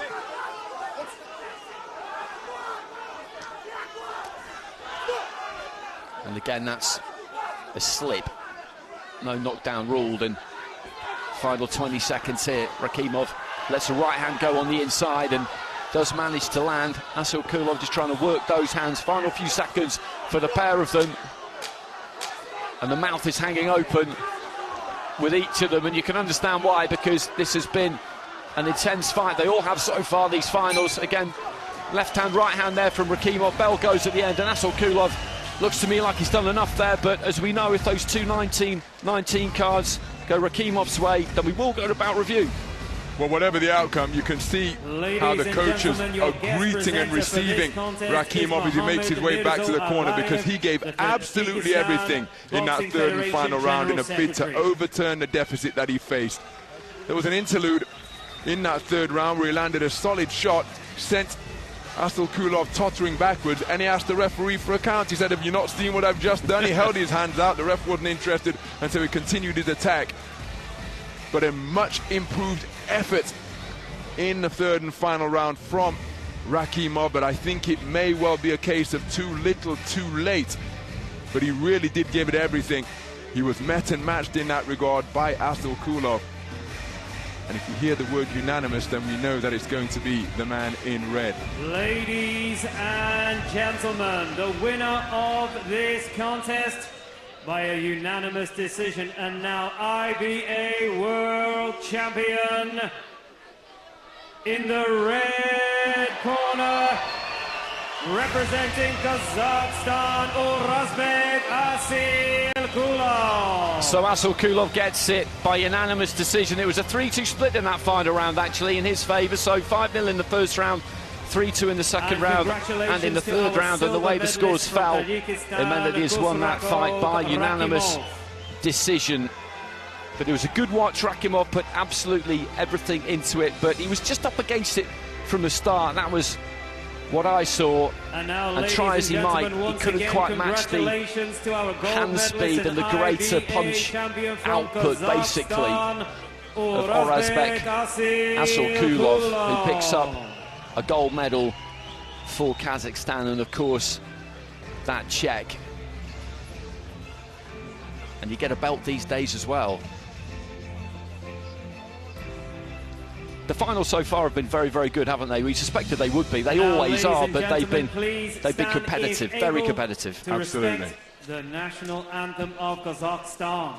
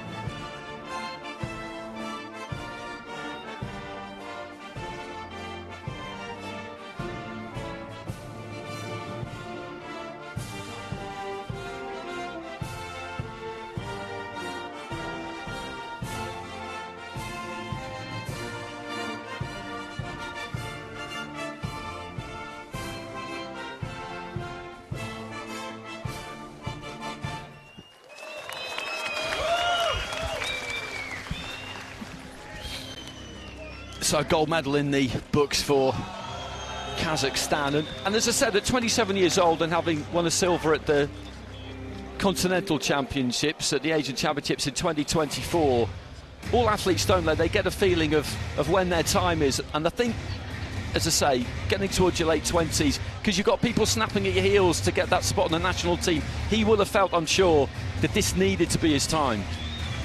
Indeed. Everybody has a window where they are in their prime, and then you do need a touch of luck. Not picking up a cut which curtails your ability to compete, avoiding the plague of injury. A lot of things need to go right. As Serik Sapiev, Val Barker trophy winner at the 2012 Olympics, and now a really prominent figure in Kazakhstan sports administration, how admiringly he was looking on as we see the medal table from that 57-kilogram featherweight tournament, topped by Kazakhstan's Orazbek ASSYLKULOV. And now we move into the 60-kilogram lightweight division, a contest between boxers from Russia and Uzbekistan. There are 5 scoring judges. They hail from Romania, China, Algeria, Cuba and Zimbabwe. The 10-point must system in effect. The boxers seated around the boxing ring. Introducing first, coming into the red corner, representing Uzbekistan, Abdumalik KHALOKOV. Well, KHALOKOV is on an unbelievable run. He won the Asian Games in 2022 and the Asian Championships. He won a world title, an IBA gold medal at the World Championships in 2023. The year after that, last year, 2024, a gold medal at the Olympic Games. Then, just a few months ago, a gold at the World Boxing World Championships. And now he looks to do the double. In terms of form, it is frightening. And he's won all his fights so far. And now, with plenty ladies to and spare. gentlemen, please welcome his opponent, who comes into the blue corner representing Russia, Vsevolod SHUMKOV. So, making his way to the blue corner, here's the tournament number 2 seed, and that is Vsevolod SHUMKOV, the World Championship bronze medalist at 60 kilograms 2 years ago. And this is a rematch of their quarterfinal from the 2021 World Championships. And in their head-to-head so far, it is the man in red who has a 4-0 advantage. At the semi-finals, it was a very good display over Akmal Ubaidov of Tajikistan by SHUMKOV to book his place in this gold medal bout. He's gone at least one better than the bronze he secured in Tashkent 2 years ago. And he comes in here as the reigning European champion from the edition last year in Belgrade, Serbia.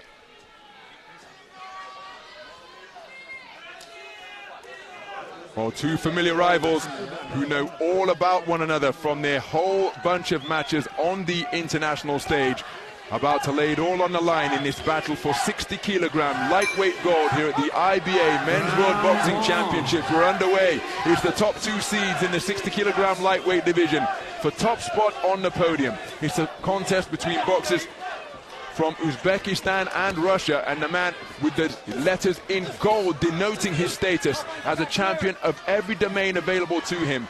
He's won every national and international competition over the last 2 years, since the Stranger Memorial Tournament 2 years ago. And as Andy Clark was highlighting on his way to the ring, he holds all the major international titles, but his appetite for success remains unsatiated. Just got through with a cracking reverse 1-2. The man in blue looking to press forwards is Vsevolod SHUMKOV, the reigning European champion. He's already gone at least one better than the World Championship bronze he earned 2 years ago. And seeking a victory here on the global stage over a man he has yet to get the better of in major international competitions. So the seeds makers, the forecasters, have got this one right. As KHALOKOV inaccurate with the right hand. Just ending up behind the back of SHUMKOV.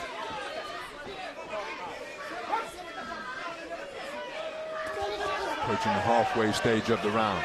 And KHALOKOV is such an incredible athlete, not only in terms of the physical moves that he can produce, but his sense of anticipation and how he can make a speedster like SHUMKOV miss like that. That's something of a new experience for SHUMKOV, because normally he is the man who has the edge in speed of hand and foot. But here, he's going to be mindful of the fact that the man wearing red perhaps tops him in that category, and so his timing, he's going to have to be impeccable. KHALOKOV using the space of the ring, moving clockwise, then counterclockwise, skidding along the ropes. Went in search of a left-right combination before claiming SHUMKOV in a headlock.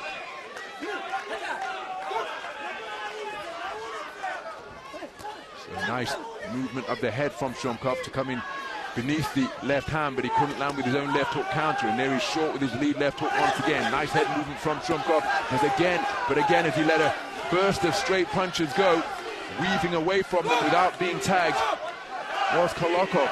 Now you see, KHALOKOV, I was about to say, KHALOKOV employed a headlock there, and I wondered whether SHUMKOV was going to be spoken to about keeping his head up, but the referee was onto that infringement by the defending champion in a flash. Punching effectively off the back foot is KHALOKOV.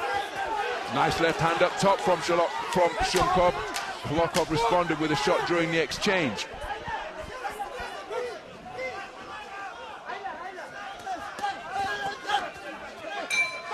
My goodness, that's an explosive opening round between two familiar rivals. Well, SHUMKOV brought some serious heat in that opening round. He worked really, really hard, and he threw an awful lot as well, but KHALOKOV, for my money, picked his punches more sparingly and got through with more.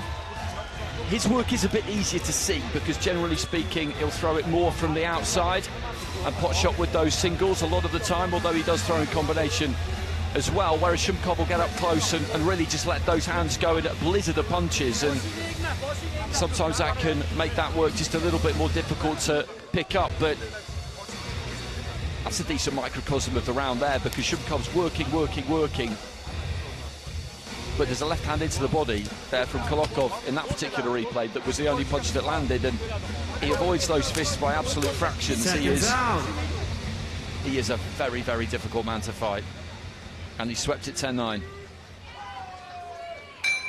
So we move into the second round. IBA live scoring means that the coaches will be in receipt of that information. Too much moisture, petroleum jelly on the face of KHALOKOV, and I don't think any's been removed. I think it's just been moved around. So the action resumes.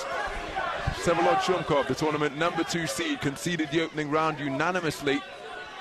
His greater industry perhaps topped by the more eye-catching accuracy of KHALOKOV, who's finding the range with straight punches, and having had his success, he gets on his bike, and then look at that shimmy and shoulder roll while on the ropes, then killing the clock to prevent SHUMKOV from working. And that's a good portion of the round for the reigning champion. Good left hook to the body from KHALOKOV. Both men then were inaccurate with their attempted shots upstairs. And again, SHUMKOV having a really difficult time establishing his range, because KHALOKOV is able to pivot in the pocket, spin away from the punches, as evidence there. SHUMKOV maintaining his pursuit, but he's finding his man very difficult to catch, even when he's got him totally square on the ropes. SHUMKOV has got the right glove up around his temple, his chin tucked behind his left shoulder, and he's slipping and sliding from the waist like an old school fighter from back in the day, but he's doing it at hypersonic speed. It's a defense that Floyd Mayweather used to such terrific effect. There's a lead left hand from KHALOKOV, which is a good shot. Working the body now before having success to the head is SHUMKOV, and perhaps he'd be advised to try to target downstairs, because he's finding the chin of KHALOKOV very difficult to tag. KHALOKOV disengaging, goes back to the neutral corner of his own volition, and then just changes direction to put a gap between himself and his opponent once again. And look at that head movement in the pocket, and SHUMKOV got frustrated, and the referee on it, he flung his hand down as though he was placing money on a table. An illegal shot if that would have landed with the inside of the glove, and now the heel of SHUMKOV's glove going into the face of KHALOKOV. An increasing sense of maybe not desperation, but you get a sense that frustration is coming into the work of SHUMKOV, because this is one of the very best boxers in the world, the king of the European continent, a bronze medalist from 2 years ago, and he is struggling to lay a clean headshot on Abdumalik KHALOKOV. And through that sequence just about 30 seconds ago, it was almost as though you were watching an episode of The Matrix, because just bending at the waist and shifting his head to make the man miss by fractions of an inch was Abdumalik KHALOKOV. But SHUMKOV does continue his pursuit and lands with a clumping left hand followed by a right. There you see KHALOKOV looking comfortable and keeping his composure on the ropes once again, but SHUMKOV just getting a little closer deep into this second round. Now he's looking to swarm away to the body. Did get through with a good right hand, but he still only wants the head, does SHUMKOV, and KHALOKOV is managing to keep it out of harm's way. I thought he had a good second half of the round there, SHUMKOV, particularly to finish the last 30 seconds or so. He got right on top of him and was landing to the body, but also landing up to the head. The first 90 seconds of it, KHALOKOV was keeping that head on the move, that very impressive fast twitch movement, those reflexes are superb, but I thought he did some really good work in the second half of the round there, SHUMKOV. That pressure started to come to bear and KHALOKOV looked a little bit ragged at times. And just there, getting in nice and tight and working away and working away. You said it halfway through the round. Forget about the head. Just go for the body, go for the shoulders, go for the neck, go for that widest, biggest bit. And if he then dips onto one and you hit him in the head, well, happy days. But that's the target area you need to go for. He needs something in this round, and he's got something. It's 3-2 in favour of KHALOKOV, that second round. And I think that's a reasonable reflection. And SHUMKOV is still alive. He needs those two 19-19s to take this to bout review. Third and final round. So a terrific response from Vsevolod SHUMKOV in the second round. After losing the first unanimously, he came storming back from around the midpoint of round number 2 to edge it on a 3-2 split in his favour. So we have 3 scorecards that are level, 19 points apiece. Judges 1 and 5 preferring the work of KHALOKOV. SHUMKOV did get closer as we progress through the second round, but KHALOKOV has come out with fast feet to begin this third.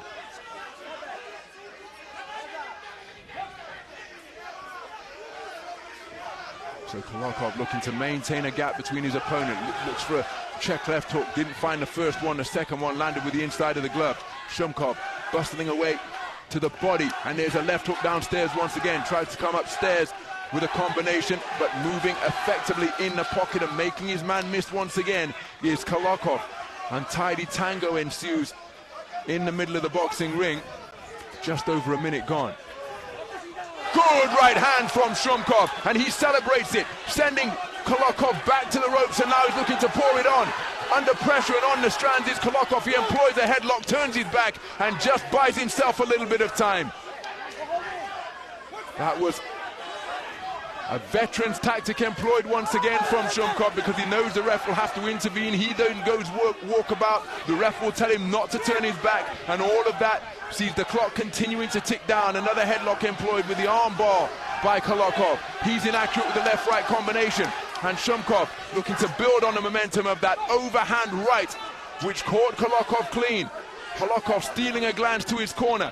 He'll know with that internal clock after how long he's left in the round, but it's another headlock, and I think he's walking something of a tightrope here. Abdumalik KHALOKOV, he's the champion, and perhaps that comes with privileges, but he's been spoken to on numerous occasions about employing that headlock. We wouldn't want to see a point deduction either way, alter the complexion of the cards. But he's boxing on the edge of the rule book here. Surely Abdumalik KHALOKOV inside the final minutes.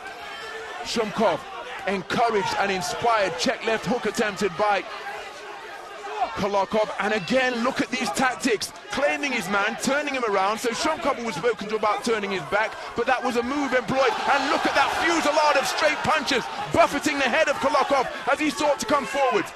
Here's the defending champ fading, but his competitive spirit sees him pour forwards once again before tying him up once more.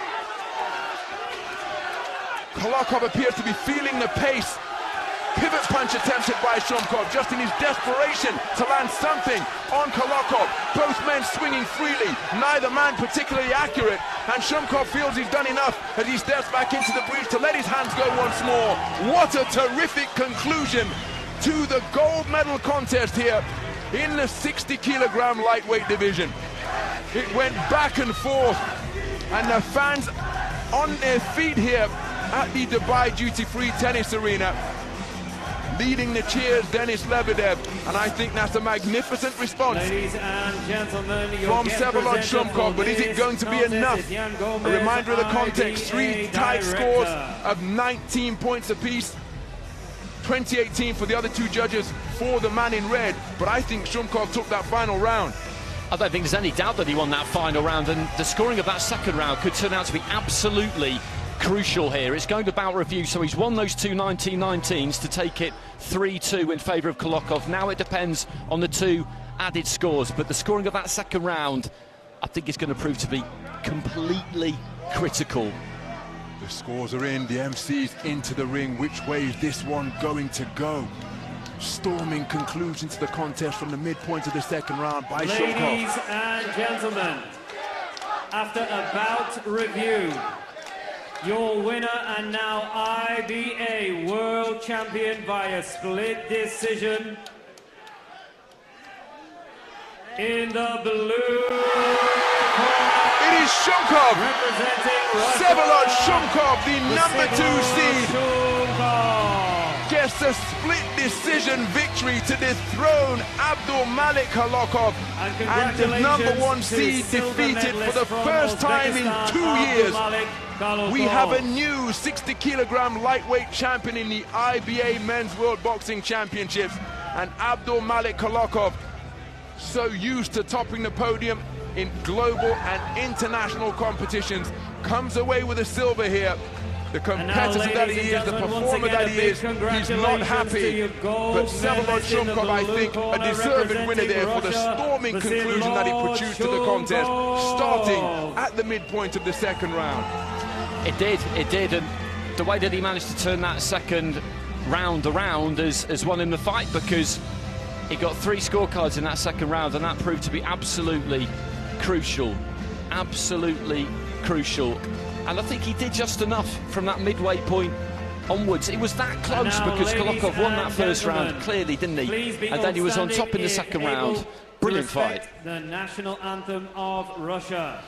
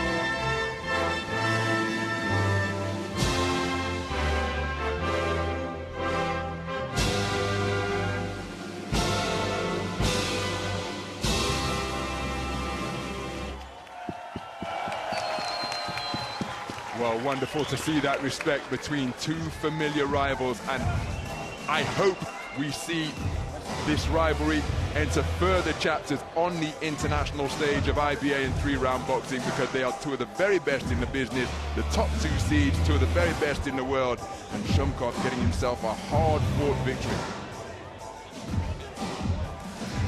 It was a terrific fight, the kind of fight you really want to see, because it's on that knife edge and you're just looking for that tipping point, someone bringing that kind of heat. What they're doing is they're keeping the faith that it will start to work. It didn't really work in the first round, he missed with a lot was blocked, KHALOKOV countered him effectively, but he believes that it will work, and it's just got to work soon enough, and it started to work just in the nick of time, didn't it? And they got him those 3 cards in the second round, and then in the third round he was pretty dominant, and he's gone on to win the fight in front of IBA President Omar. But it was fantastic fight. And there is the medal distribution. Ladies and gentlemen, our next final is in the 63.5 kilogram light welterweight division. Your referee in charge of the action from Colombia is Juan Carlos Fernandez Mora. Introducing first, coming into the red corner representing Kyrgyzstan, Omar LIVAZA.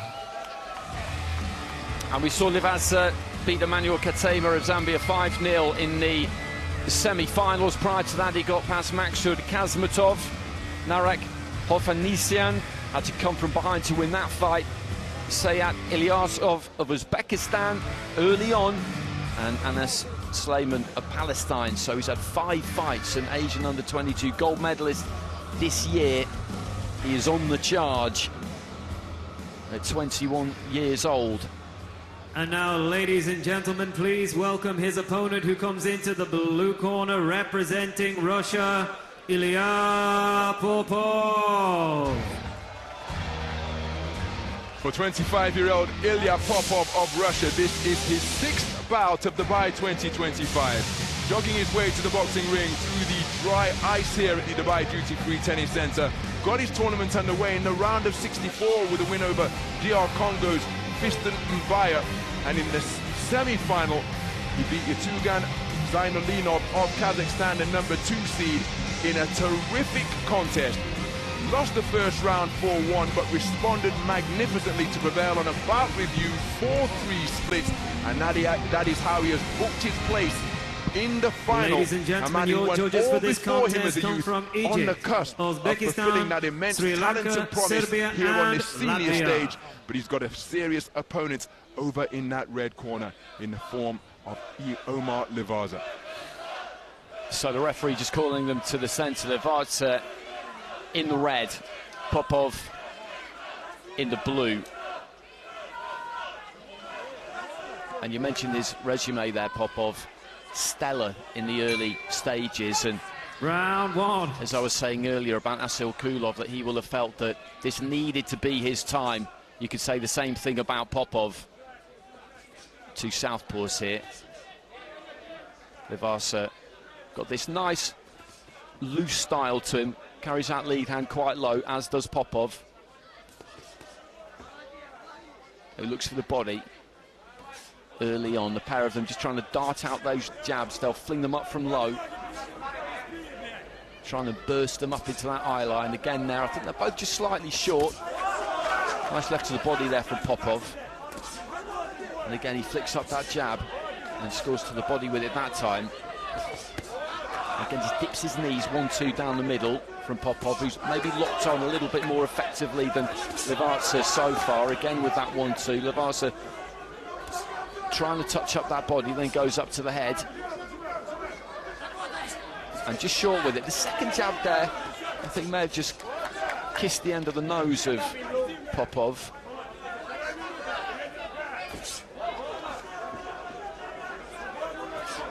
And it's a battle of lead hands just at the moment for the last 30 seconds or so anyway. Left hand that time from Popov. He's looking for the body, that long shot to the body. Neither one is really committed with their feet just yet, and tried to get onto the inside too much. 3-punch combination from LIVAZA again was short.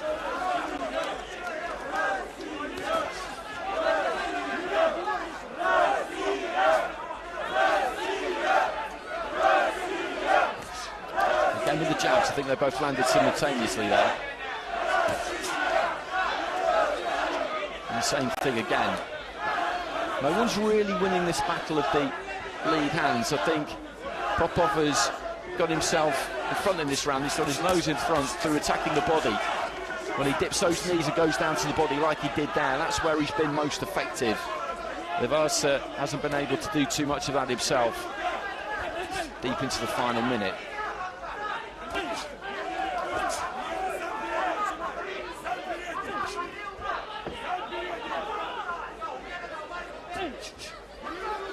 And again on the outside, when they're thrown from the outside there, up to the head at least, they're just slightly short. Again, he goes to the body there, Popov. Drops that height and looks for the body. He's claiming a point there. That's a bit of a throwback when the fighter signals with the glove that they feel like they've landed. Long left hand there from Popov does land.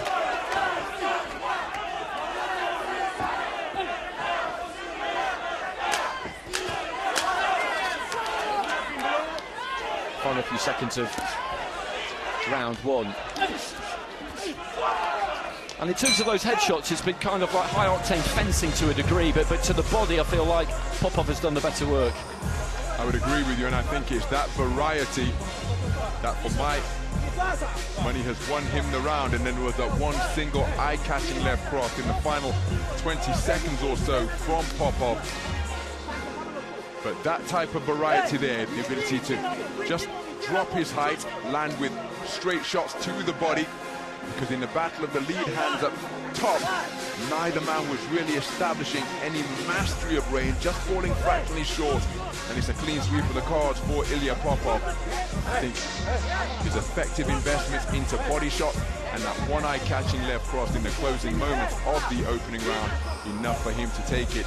Clean sweep of the cards. And the interesting thing about this is that LIVAZA is going to have to change something up in this second round. He's going to have to go to Popov more, and I feel like that might suit him. We will see. LIVAZA in the red, Popov in the blue. Popov with that 10-9 lead with all 5 judges through round one, and LIVAZA immediately does take it up closer there. Boxing from the outside.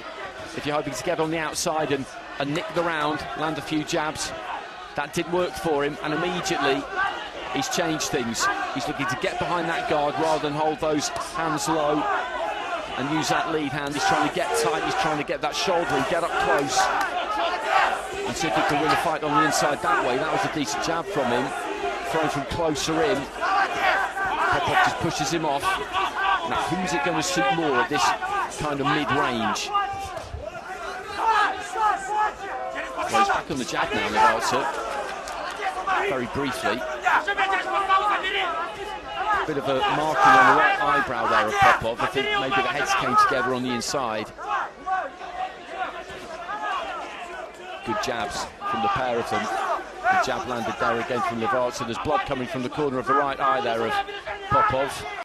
And when the referee sees that, I think he may well send him to the doctor. He's just let it go for the moment. Trying to let go with the right hand there, Popov. Good jab there from LIVAZA, who scores to the body with the right hand. Left hand there from Popov. And this is better from LIVAZA. He's just committing more in this second round. It's as simple as that. And sometimes you're forced into that. If you lose that first round, then you know that you need to do something. Good right hand there from Popov. Trying to bomb with that backhand, Popov, who was taken on the gloves. LIVAZA trying to work away to the body. Okay, well, the referee's called timeout, and the doctor will have a look at the cut. Let's see if we can get a signal to the officials at ringside as to what happened here. Head clash. We can't really see from where we are. There's not too much blood coming out of it. That doesn't mean, though, that there can't be some depth to it. Let's have a look. There we go. Nobody's fault. Heads coming together on the inside. And I'll be relatively confident that this isn't going to play too much of a part, as in I don't see at this juncture the fight being stopped because of it, but if it's worsened due to some good accurate punching from LIVAZA, then that could become a possibility. Into the final minute of the round, and they're just swapping jabs again to the head and to the chest. It's been tight this round.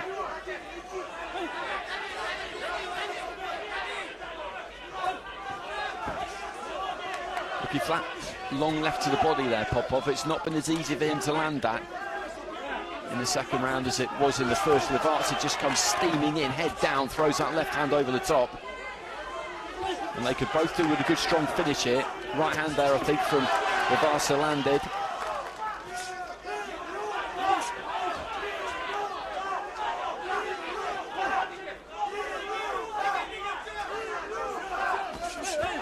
That's a good combination, finished on the right hand there from LIVAZA. I'm not sure if the other two got through, but the finishing punch did.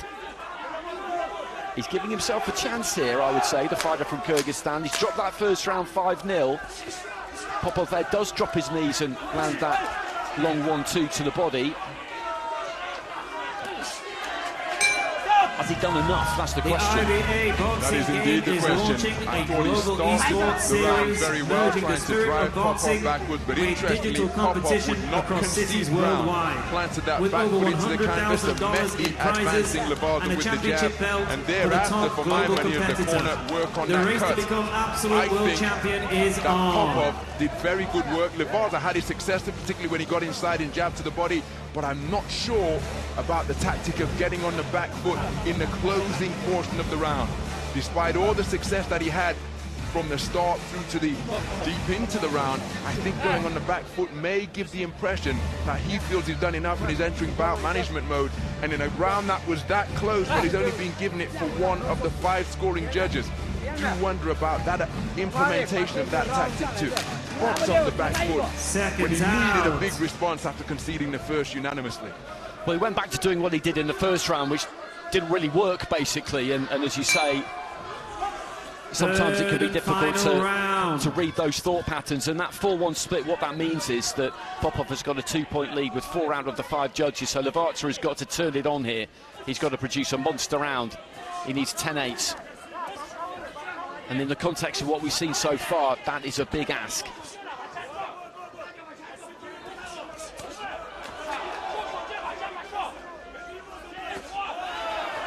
And both just throwing lead right hands there. Popov felt that his landed.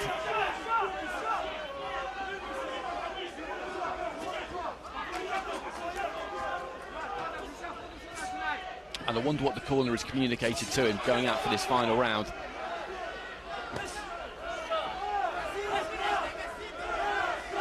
But he's happy to stay more on the outside here, Popov, and have a look and pick those punches carefully. You wouldn't say that he's really going after this like a man who knows that he absolutely must win this final round. He'll still want to win it, he will still absolutely try and win it, but there's ways and means of doing things. And he's boxing the fight of a man who I think does know the position that he's in. Jab to the body there from Popov.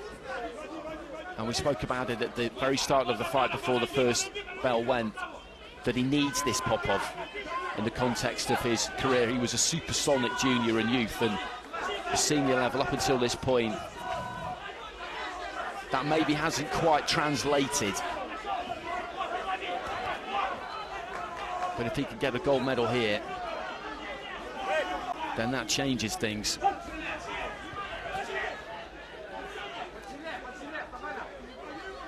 And happy just to use the outside of the ring more here, just shoot that jab from distance, use those feet. And LIVAZA needs to show a bit more urgency here, to be honest, and just try and pour everything into this final round rather than just box his way to the end of the fight, because he needs a big round here. And at the minute, he's not close to achieving it.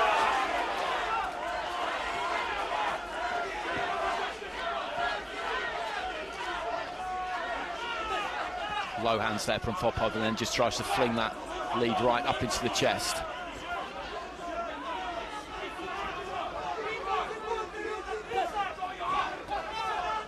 Tripling up on the jab, and LIVAZA leaning back and staying out of the way. I do find this slightly curious from the man from Kyrgyzstan. I'm not saying it's easy to put somebody like Ilya Popov under a lot of pressure, but you've got to try.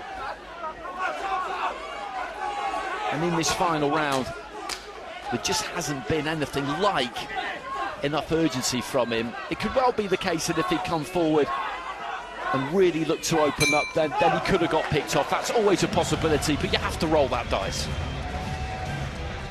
Given the context of the scores going into the third and final round,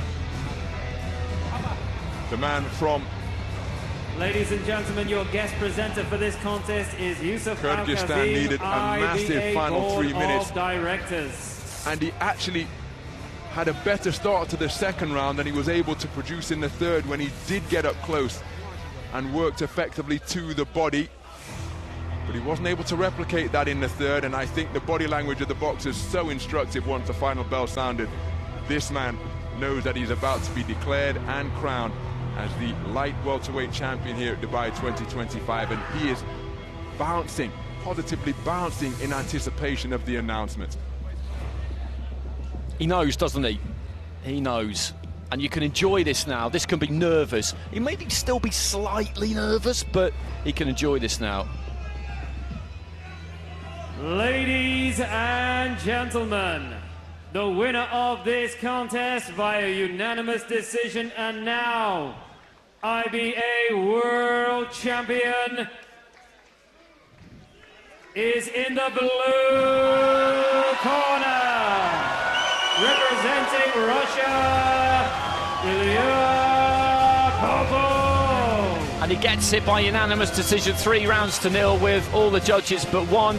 Our judge from Egypt scoring it 2 rounds to 1. And you could see from his reaction there, you've seen a lot of this guy down the years. I know you commentated on him when he was just tearing it up as a young man, but this was one of those nights. This was sliding doors, wasn't it? Absolutely. He really had to win tonight.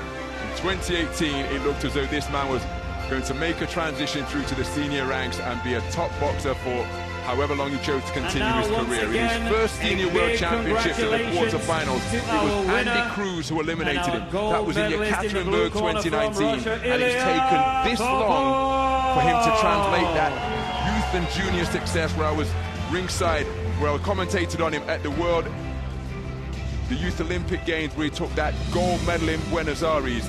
It's taken him that long from topping the podium there and now, ladies to come all the way through please stand if you to are claim a senior world title. Wonderful moment for him, and a sensational silver for LIVAZA.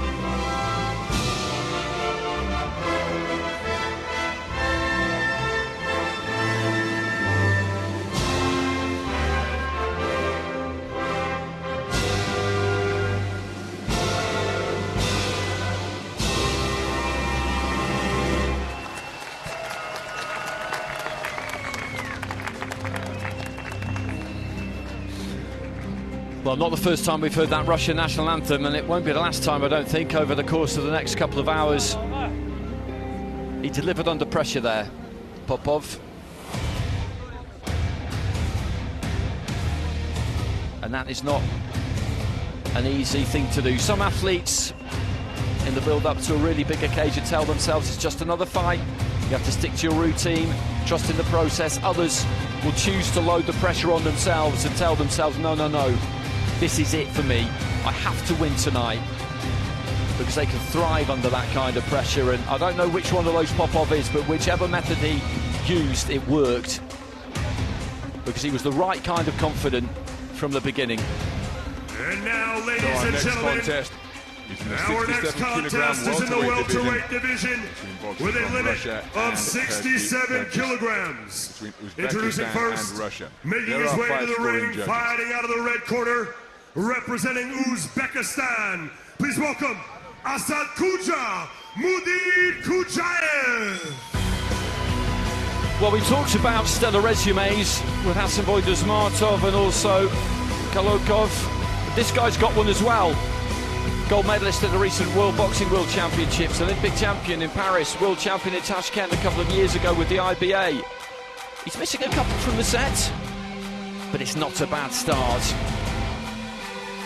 Had a good semi-final against Alexandru Palaskiv, who put him down early, but his recovery from that was exactly what you would expect from somebody like him. He didn't panic, he dropped that first round, and then he dominated the next two, and by the end of the fight, you wouldn't even know it had happened. Fighting out of the blue corner, representing Russia, please welcome Evgeny Kool.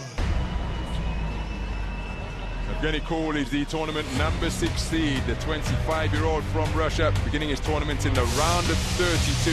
At the semi-final stage, he produced a terrific victory over Havanis Bachkov of Armenia to take a 5-1 unanimous decision verdict. That gave Bachkov 5 consecutive World Championship bronzes. He was bitterly disappointed, but Evgeny Kool demonstrated superb lateral movements in the opening round, and then clock-killing tactics in the second round by holding on when things got a little bit sticky because of the incessant pressure that the front foot aggressor Havanis Bachkov always seeks to bring. So a very good display to get him through that semi-final. Are from Italy, China, earlier on in the tournament in the round of 16, it was a devastating first round stoppage of Mateusz Barboza da Costa of Guinea-Bissau with a left hook to the body. So what a contest we have in store here between boxers from Uzbekistan and Russia. We're in the 67-kilogram welterweight division. This is the gold medal bout between the tournament number 1 seed, that's the southpaw wearing red, Assykulov Muidin Kajayev, and the man wearing blue, the tournament number 6 seed, Evgeny Kool, 2021 national champion Evgeny Kool. Burgeoning resume on the global scene for Muidin Kajayev, including that Olympic gold last year. The title from Tashkent at welterweight earlier this summer, that World Boxing World Championships in Liverpool. He scores with a good right jab to the body, brings it up to the head to knock the head of Kool backwards. Kool seeking to be the aggressor and find a home for those long-limbed punches. But he's just been running to some effective counters from Muidin Kajayev. Muidin Kajayev active to begin this opening round and no doubt totally switched on after being sent to the canvas by a terrific shot by Alexander Parashiv of Moldova. Good burst of punches to the body, ending with a right hook to the head from Kool. Stepping in with a jab to the body is Muidin Kajayev.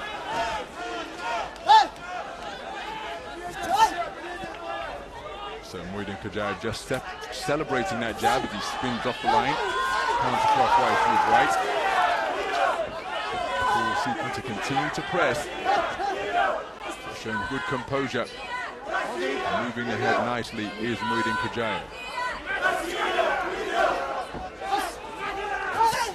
Change of jab, but again it was Muidin Kajayev that appeared to be a little more authoritative, snapping the head back of Kool, as you can, and then Kool reciprocated by landing a stiff, straight jab of his own.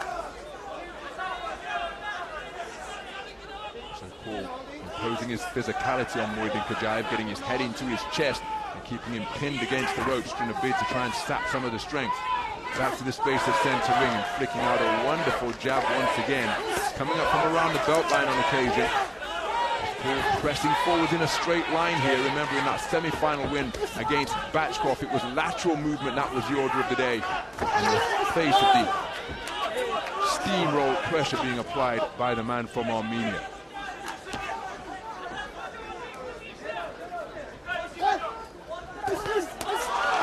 Shot combination from Muidin Kajayev, ending with that body shot success.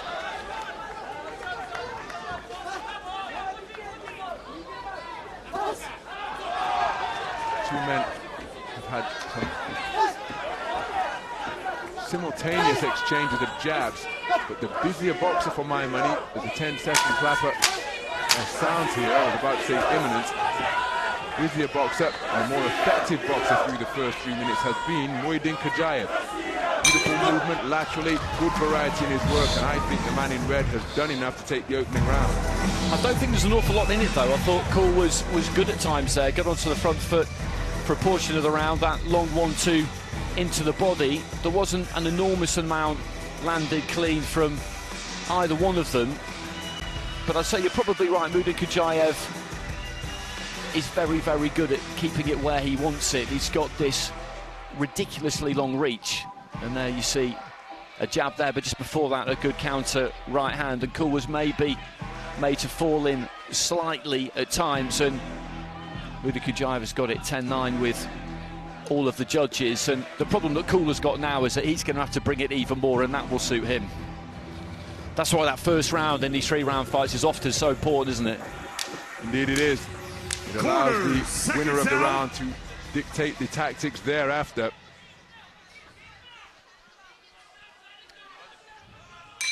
Round 2. As we move into the second round, 67 kilogram welterweight gold medal bout. Assylukulov Muidin Khajayev holds every available global title on offer, and he's taken the first round unanimously, as the man in red, Evgeny Kool, trying to quicken his feet and increase his punch output. But look at how he's been deterred in that regard by that incessant lead right hand of Muidin Khajayev.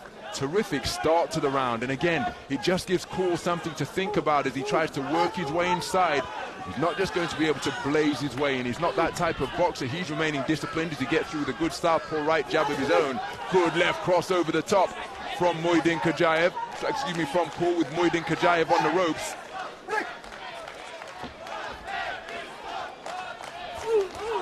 Solid right jab while moving counterclockwise to his right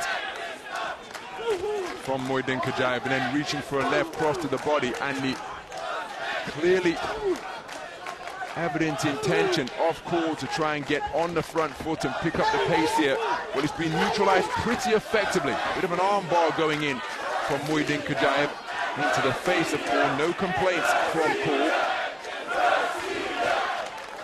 And we've got cries of Russia, Russia in response to those of Uzbekistan, coming from each side of the arena here at the Dubai Duty-Free Tennis Stadium. Halfway through the second round, and the increase in tempo that Evgeny Kool has tried to inject has been matched and indeed raised by the defending champion. Very good display indeed. So what can Kool do now in a bid to turn things in his favor? There's just a smearing of red on the forehead of Evgeny Kool. I'm trying to discern whether it's a graze or a cut. I think it's a graze. There's a nice right hook to the body, but it's reciprocated immediately by Muidin Khajayev, but then Kool kept the attack going to make it first and third boxing in his favor. Looking to pin his man on the ropes once again and rubbing that head into the cheek of Muidin Khajayev. Nice jab, body then head from Muidin Khajayev, who's then maintaining the gap. Little bit of an alley shuffle. He's tagged by a slapping right hand. He boxes his way effectively off the ropes and gets back to the space of ring center.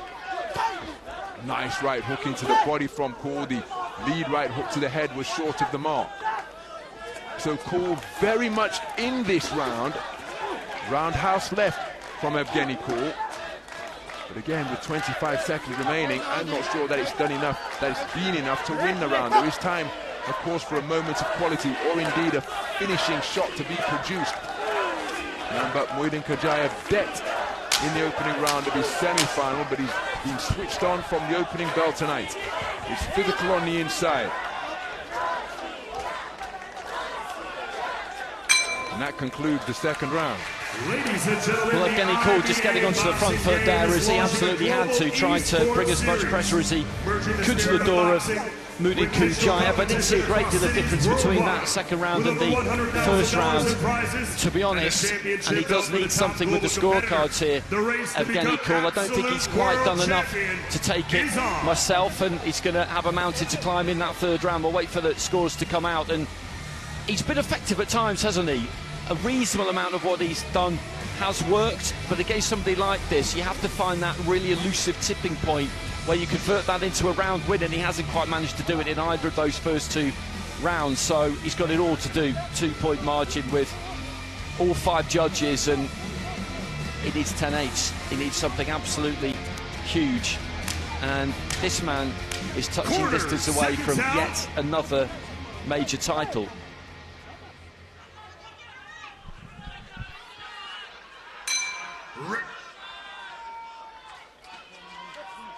So moving to the third, well, it's the third and final round here in this 67 kilogram welterweight final, and Evgeny Kool has been competitive.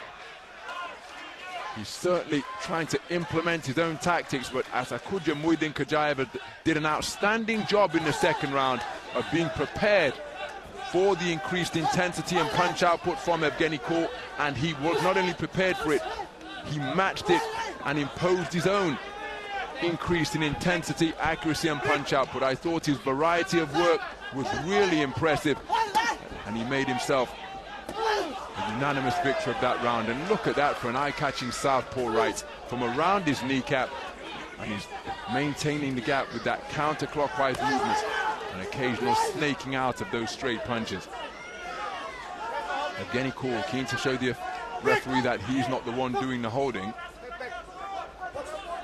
Minute gone in the final round.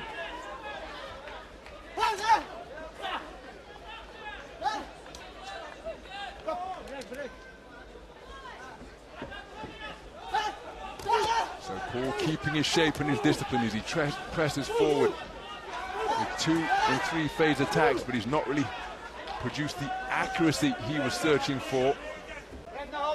Muidin Khajayev just preventing him from working away with these arm locks that he's applying, clamping the levers of Evgeny Kool beneath his armpits. Check right hook was celebrated with an ooh from Muidin Khajayev. That was audible from our commentary position here ringside. And again, this is exactly, well, not exactly, it's a version of what Evgeny Kool is. He goes in search of a leaping right hook, but it's a version of what Evgeny Kool did to Havanis Bachkov in the semi-final, where he neutralized the front foot pressure and then just allowed the clock to tick down while he got himself entwined with the Armenian perennial medalist. Kool trying to work his way into range in search of that 10-8 round that he needs.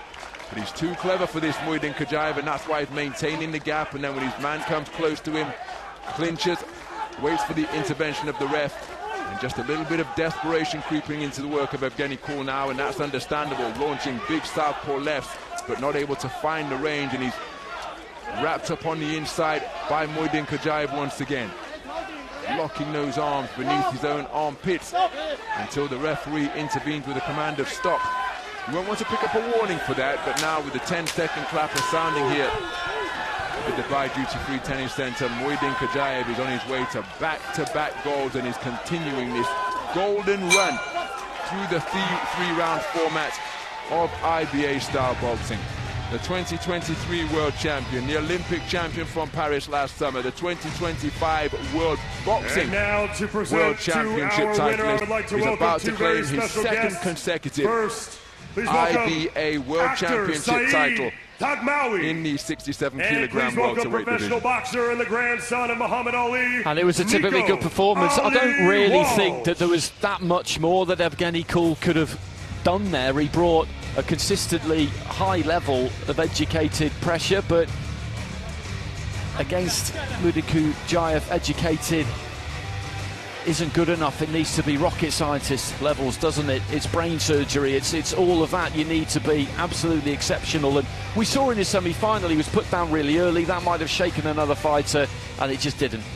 It didn't. He got up and he took care of business, and he took care of business now, there. Ladies and gentlemen, at the end of 3 full rounds, we go to the judges at ringside. They see this contest as a win on points, declaring your winner by unanimous decision. Fighting out of the red corner, representing Uzbekistan, Assadukulov Muidin Khajayev. So Assadukulov Muidin Khajayev makes it back-to-back IBA world titles in the 67-kilogram welterweight division, and a fantastic run through the tournament, seizing Hassan to top spot on the podium once again. Evgeny Kool has had an outstanding campaign here at Dubai 2025 with some eye-catching knockout victories, some dominant displays at his quarter-final.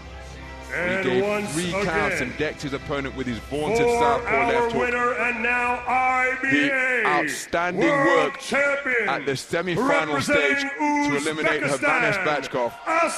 Ran into Assadukulov Muidin Khajayev in the gold medal bout, and he receiving that most precious prize of all, as well as the check for $300,000 US.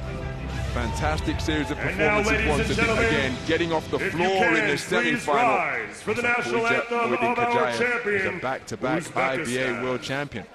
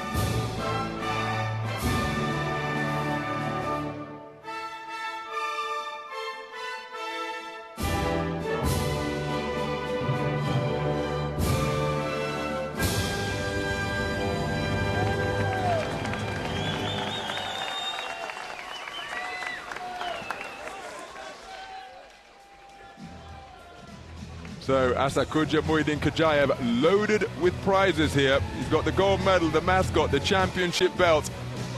And he and all of his team posing for the photographers who will capture images for posterity as we take a look at some of the highlights of what was a terrific return to the gold medal podium for Assakuja Muidin-Kajayev.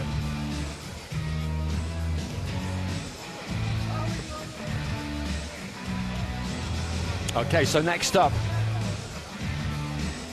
we have the 71 kilo light middleweight division.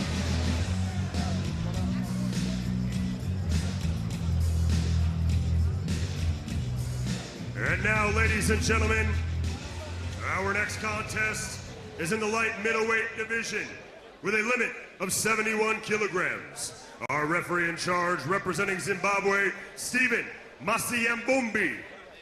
And now introducing first, fighting out of the red corner, representing Russia, Sergey Koldenkov.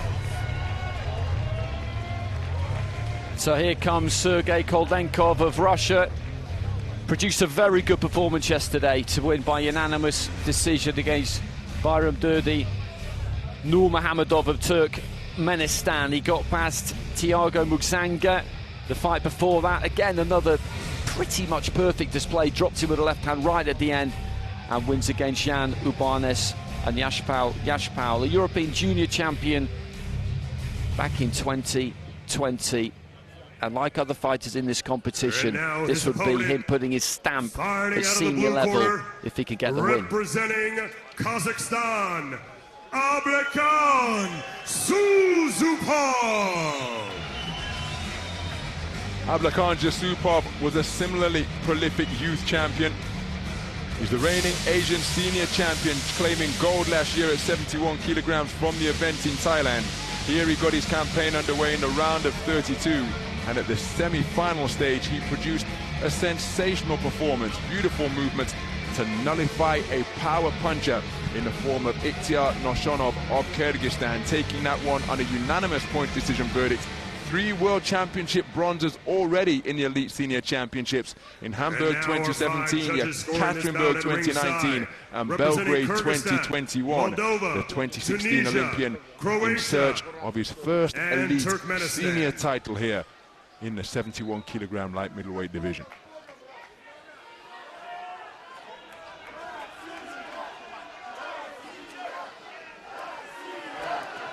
So Koldenkov of Russia in the red, Jasupov Kazakhstan in the blue. And of all the fights on the schedule today, this is maybe the one I've been looking forward to most. Round 1. A pair of southpaws.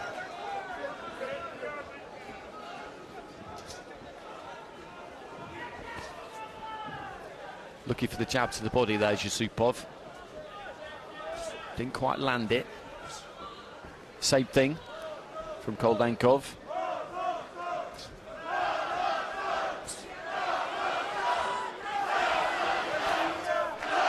Just looking for that little dip glide there, Jasupov. Timed it well there and landed that left hand to the body.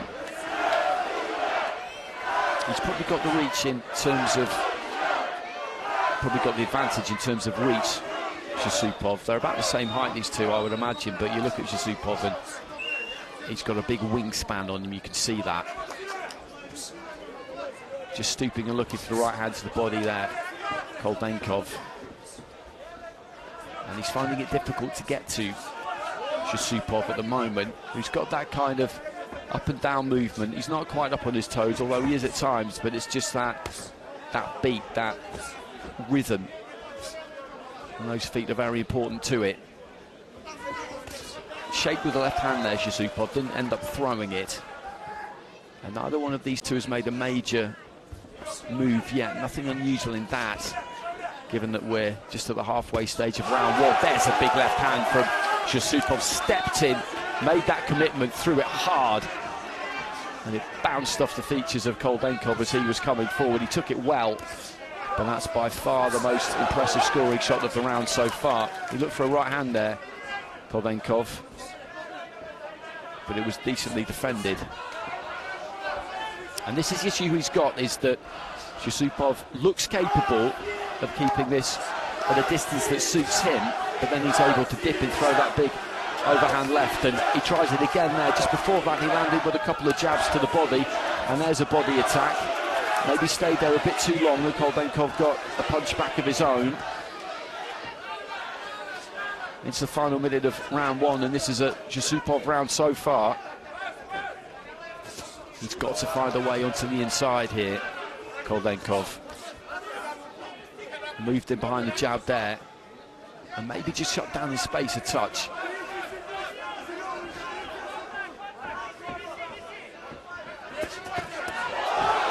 Well, he got a right hand back there, I think, Yusupov, as he came forward. He let his hands go, but that time he was countered effectively,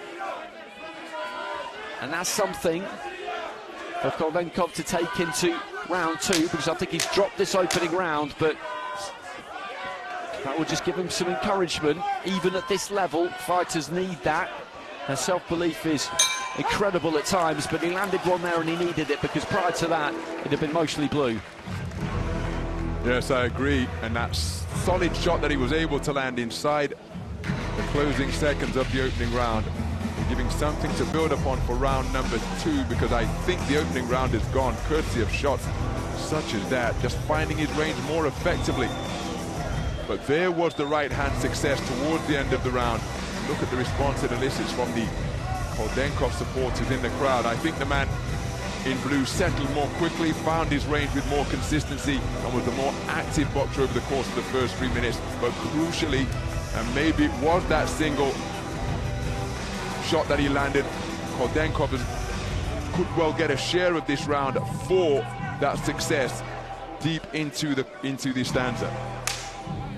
So 4-1 the split with the judges there at ringside. So he's got on the board there, Koldenkov, and I'm not going to say he's lucky, but at the same time, I think he could quite easily have seen that round go 5-0 against him. So he's got something there. Yusupov was good in that opening round. He kept emotional on the outside. When he moved in nice and quick, let those hands go. What he can't do when he moves in and punches is admire that work. He needs to keep Koldenkov moving and turning.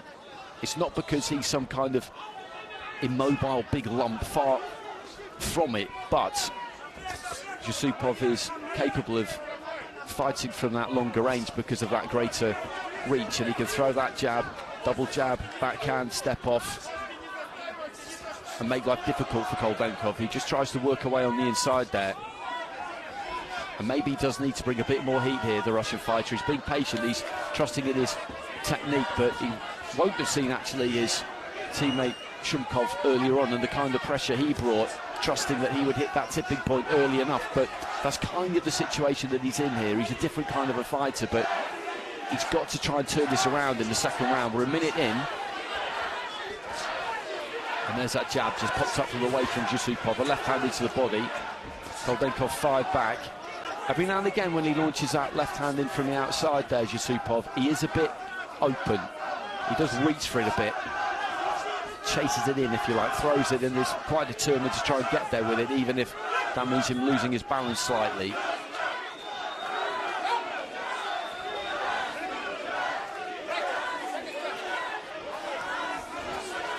He steps in there, the Russian, and tries to let his hands go, but that was pretty well defended by Yusupov. He just dips the knees and looks for the left hand to the body, but again, I think it was well defended that time by Koldenkov, just dropping his elbows on it. Lead right hand there from Koldenkov. The pair of them swap jabs. Right hand from Koldenkov on the move.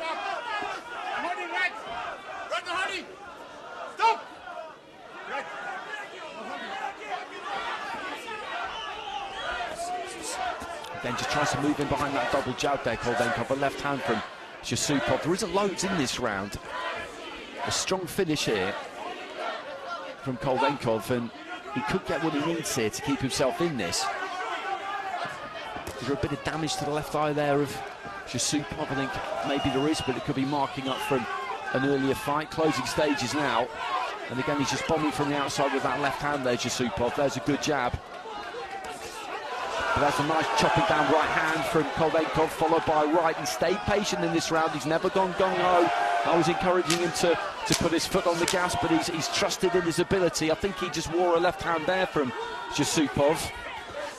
Final few seconds. Well, he needs at least a share of this round, Koldenkov, and he did do some good work. And I think towards the end of the round, we landed that three-punch combination, then he landed a single hook thereafter out of the southpaw stance, just as he produced a strong conclusion to the first round to perhaps get him a share of that. I think he performed better in the second. I thought that clean patch of work in the closing stages should be enough to give him a share of the round. He did enough to take the round. Because again, it was very similar to the first, but I do think Koldenkov had more success. And again, that clean work that he produced, ending with that steep backhand on a downward trajectory, was really notable. But it's only enough for one of the judges, and it's been scored by the same judge in his favor, which means that it's a 4-1 split in favor of the man in blue. And that's key, isn't it? The fact that it's the same judge, because if it had been a different judge, then he'd still be alive here, because we would have 2 drawn cards, and if he could have won them both, then it'd be 3-2, and you go to bout review. But that kind of lifeline has been taken away from him, so the only way he can turn this around now is if he has an absolutely monster final round, because he needs 10-8s here, and against Abdumalik Yusupov, that is going to be a very difficult thing to do. So now he does really need to throw a bit more caution to the wind. Again, still, you can't be reckless at this level. If you just steam forward, flinging punches apropos of nothing, you will get slaughtered. But he's got to try and find a way to hurt Yusupov. It's as simple as that. He needs a dominant round win, and in any final, that is a big ask.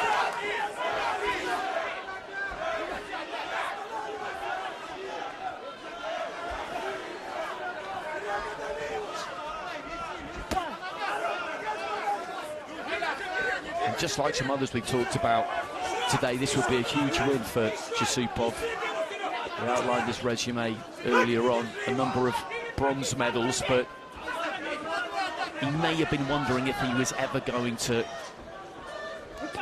take his place in the centre of that podium. It can seem like it's a mile away sometimes, it's just one step away, but the difference can seem absolutely huge. But he's just 90 seconds away here, Yusupov. And again, he's boxing like somebody who knows what the scores are going into this final round, because he's not looking to engage too much. He's happy to get shoulder to shoulder here and just let that clock run down.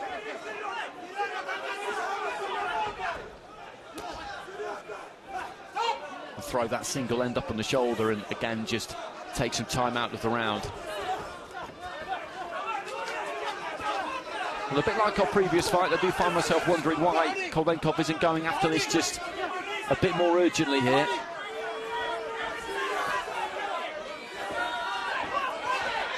Good jab.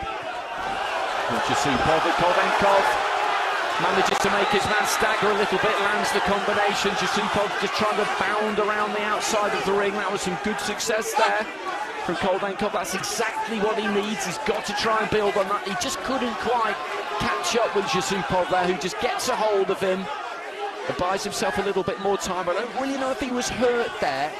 He certainly found himself slightly off balance, but sorted those feet out quick and managed to find some open ring.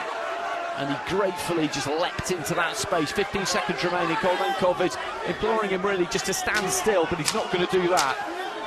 There goes the 10-second clapper. And he is mere seconds away from a gold medal here.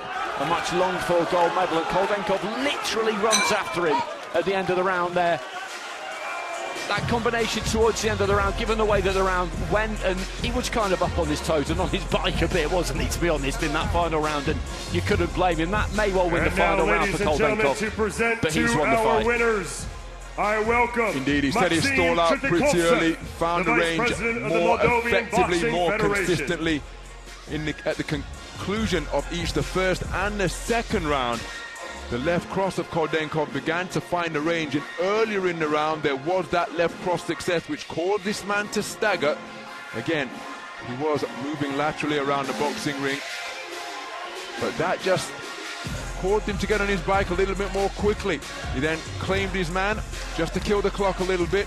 Koldenkov immensely frustrated, and at one point he held his hands out as if to say, stand and fight me, stop this sticking and moving, or stop this moving.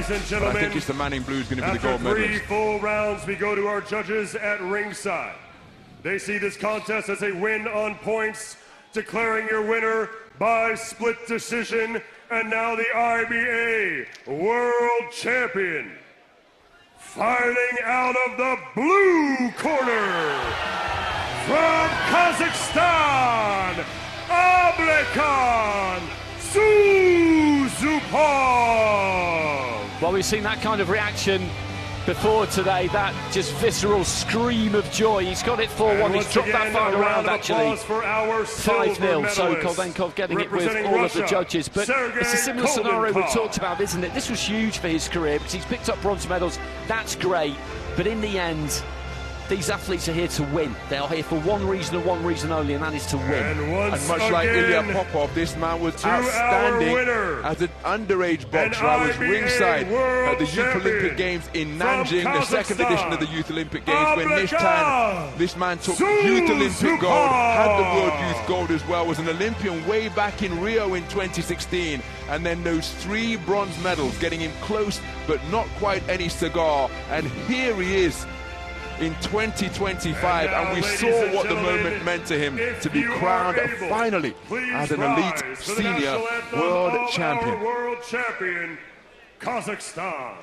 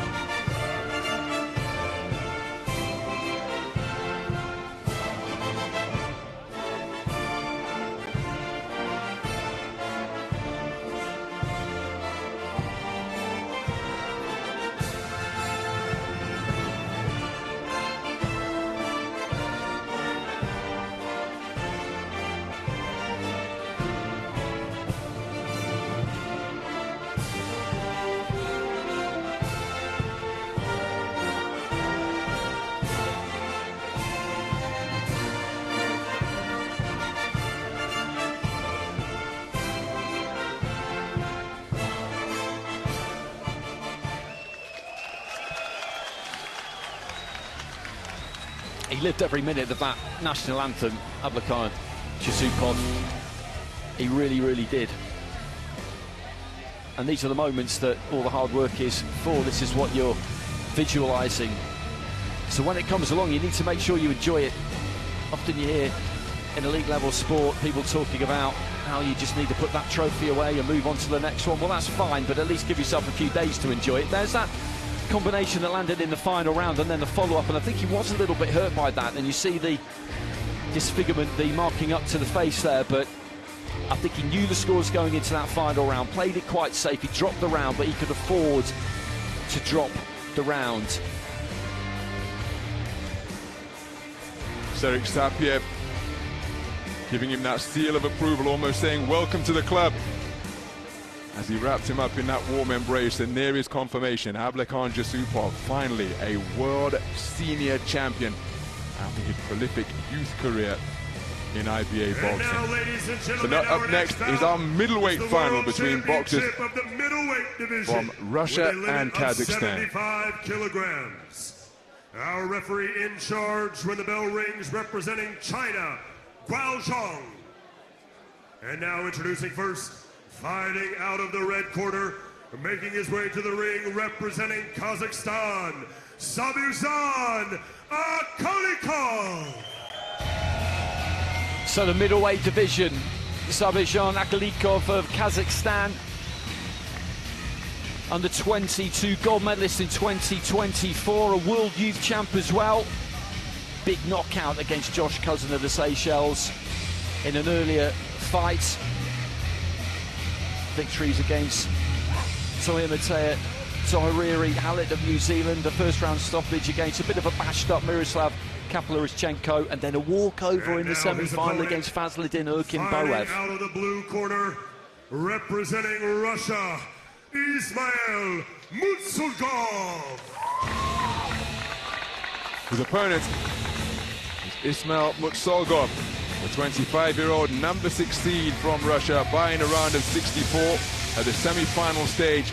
He beat the Malian history man, Mali's first ever medalist at the IBA World Championship, Jabril Traoré, on a 5-0 unanimous decision verdict. He was very relaxed in that contest, where Traoré was docked a point for failing to keep his head up, which really impeded the ability of the come forward pressure boxer from Mali to implement his immense heat that he likes to bring to the boxing ring. So there is another look at the relaxed, composed southpaw Ismail Mutsulgov, preparing for this gold medal bout against Subhan ASSYLKULOV.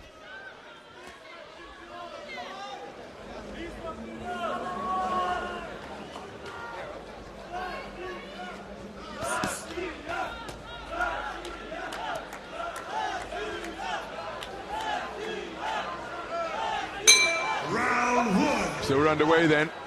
The 75-kilogram middleweight final is being contested between the number 5 and number 6 seeds. It's an all-southpaw affair. The man wearing red is the number 5 seed, Subhan ASSYLKULOV, 23 years of age, from Kazakhstan. Andy and I were in Kielce in Poland, in something of a bubble, as he won 6 contests out of 6 to claim world youth gold at 64 kilograms. The southpaw on the front foot, looking to walk him down wearing blue, is Ismail Mutsulgov, the tournament number 6 seed, he representing Russia. And both men have had fantastic runs through to this gold medal bout. Reaching for the jab to the body is Mutsulgov, and he possesses that quality with seemingly no change in expression or no change in output, as the two men head to head, and a little bit of a love tap from Mutsulgov saying, "Get off me, you're in my space." And after that talking to by the referee, the action resumes. Both men in search of the southpaw jab. ASSYLKULOV looking to be really active. He's got a different type of relaxed style, darting in and out with the feet, really expressive with the hands. Mutsulgov often far more patient and less expressive, but he too a wonderfully fluid court-sided boxer. Good right left to the body, and ASSYLKULOV just nodding in acknowledgement in the direction of Mutsulgov, saying, "You know that I've just scored upon you." Good right hook to the body from ASSYLKULOV just causes Mutsulgov to become disorganized because he was letting his own shot go. And ASSYLKULOV really active through this first half of just beyond this first half of the round. Looping Bolo shot to the body, was countered by a shot upstairs, and a double right hand. Bolo to the body, right hand to the head, left hook to the body just above the belt line. And these shots are coming in scything arcs from the man in red. There he went for a roundhouse left and lead right hook. He's fed a jab from the belt line from Mutsulgov. But ASSYLKULOV really active through the first 2 minutes and 10 seconds of this first round.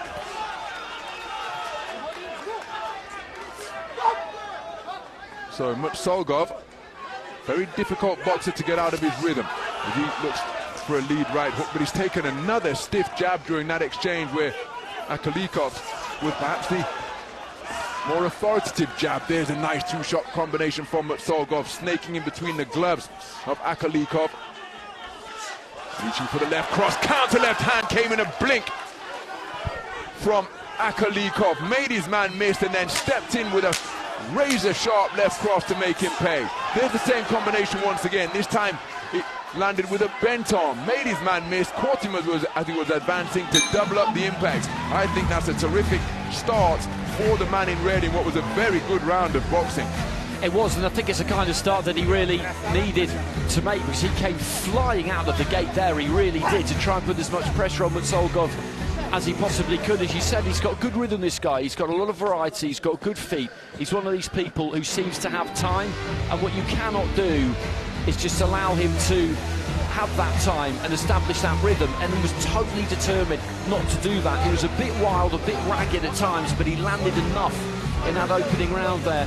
ASSYLKULOV, I felt, towards the end of it, Mutsolgov really came into it and landed a couple of good counters, which gives him something to take forward. But the judges have all gone 10-9 for Mutsolgov there. He did some measured work, he did land some good shots, but I find it difficult to see how you wouldn't give that to the red corner myself, but all 5 judges have gone the other way. So as we go into the second round, the scything, arcing shot successes and the counter left crosses after making Mutsolgov miss haven't been rewarded by any of the 5 scoring judges here. And it was this type of activity throughout from ASSYLKULOV. Of course, Mutsolgov, a boxer of his quality, had some successes. I just don't think he had the same amount or proportion of successes as ASSYLKULOV. But ASSYLKULOV has conceded the first round unanimously, not getting a sniff of the round from any of the 5 scoring observers here ringside. And so he finds himself trailing 10-9 across the board. Solid jab to the body from Mutsolgov. And as we've been at pains to point out, taking the first round is so often crucial, but it is not insurmountable. Was there a better demonstration than that, than the one produced by Vsevolod SHUMKOV at the expense of KHALOKOV in their absolutely sensational final? And the turnaround seemed to come at the midpoint of round number 2, so ASSYLKULOV will have to keep the faith, but he's just put on the end of a stiff left cross there, which came in behind a right jab. ASSYLKULOV stealing a glance to his corner to pick up some instruction. Both men inaccurate as they continue to demonstrate wonderfully athletic, indeed balletic movement.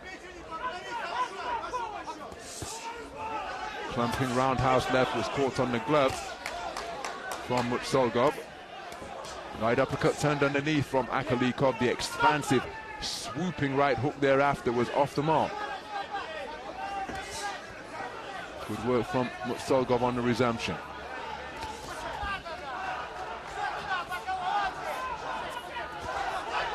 Good use of the right hand in the form of a jab and a hook from ASSYLKULOV. Mutsolgov just sent backwards by the jab during the exchange of straights once again. And this one a bit of a touchy affair. It's almost like watching, I know they're from different nations, but it's almost like watching a pair of brothers go at it. Bad-tempered pushing, shoving one another off.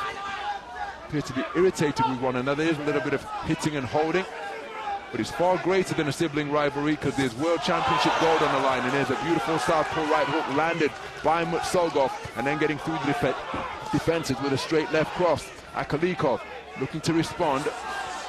His attempted overhand left catching Mutsolgov with the crook of his elbow.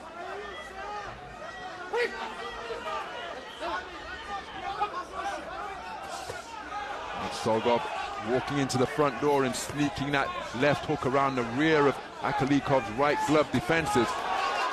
Counter right hand to the body on the disengagement from Mutsolgov. And again, given the context of the first round, he scored with some quality punches, has Mutsolgov in this second. ASSYLKULOV choosing to disengage, the 2 men engaging in a bit of non-verbal communication and meme-mugging as the bell sounds. I'll be interested to see how the judges treat that one, because that was a pretty even round, I thought. They went toe-to-toe and just traded on the inside for most of it. It was really, really good to watch. I think ASSYLKULOV, having put so much into that opening round, definitely did slow a bit in the second round, but Mutsolgov, I would say, is feeling it too. I found it difficult to pick between the pair of them in that second. I was probably edging Mutsolgov, but then in the last 20 seconds ASSYLKULOV had a good finish. So it's a bit of a toss-up that round for me, but the reality is that ASSYLKULOV needs it. He didn't get anything in that first round. He needs something substantial in the second round, and he's got something, but it's not substantial enough because he finds himself 2 points down on 4 scorecards. Second down.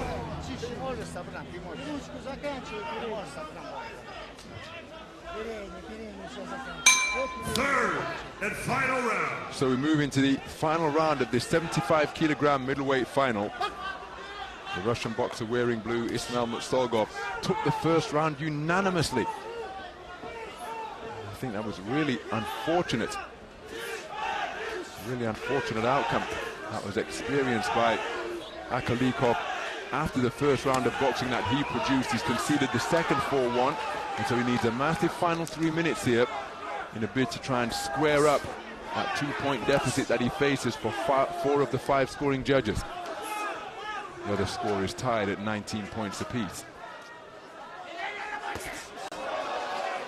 Lead right hook was a long one, stepping in behind the left cross. And again, in a final of this quality, remember it's the number 5 and number 6 seeds in the tournament who have been in terrific form all championship long. A dominant round without taking your man out with a single shot is probably, well, it's against the odds, without wishing to state the obvious. But somehow ASSYLKULOV has got to continue to believe that he can find the punch output, the quality of shot selection, and indeed placement to bring about that eventuality. Of course, 75 kilograms, the boxers begin to crack in terms of the power that they can pack into their punch. Nice scoring jab to the body from Mutsogov. Nice jab in response from the belt line, wrapped into the forehead of Mutsogov from ASSYLKULOV. Well, it was a really active start to the contest by both boxers, particularly ASSYLKULOV. The punch output, unsurprisingly, has slowed a little bit. Double jab, left cross attempted by ASSYLKULOV. Coming over the top, looking for a left hand, was Mutsogov. And again, he's able to get up on his toes now and just use the space of the ring to expand the distance. Steps back in with a left uppercut to the solar plexus. Two men just engaging in a bit of an agreement to not let their hands go, and on the resumption it's a right-left attempted in the form of hooks from Mutsogov. But ASSYLKULOV hasn't been able to step it up, and of course you can't just unload blindly in against a boxer of this quality, so it's a very difficult mission when you are 2 rounds down. And look at that movement, like a limbo dancer in the pocket from Mutsogov, making ASSYLKULOV miss.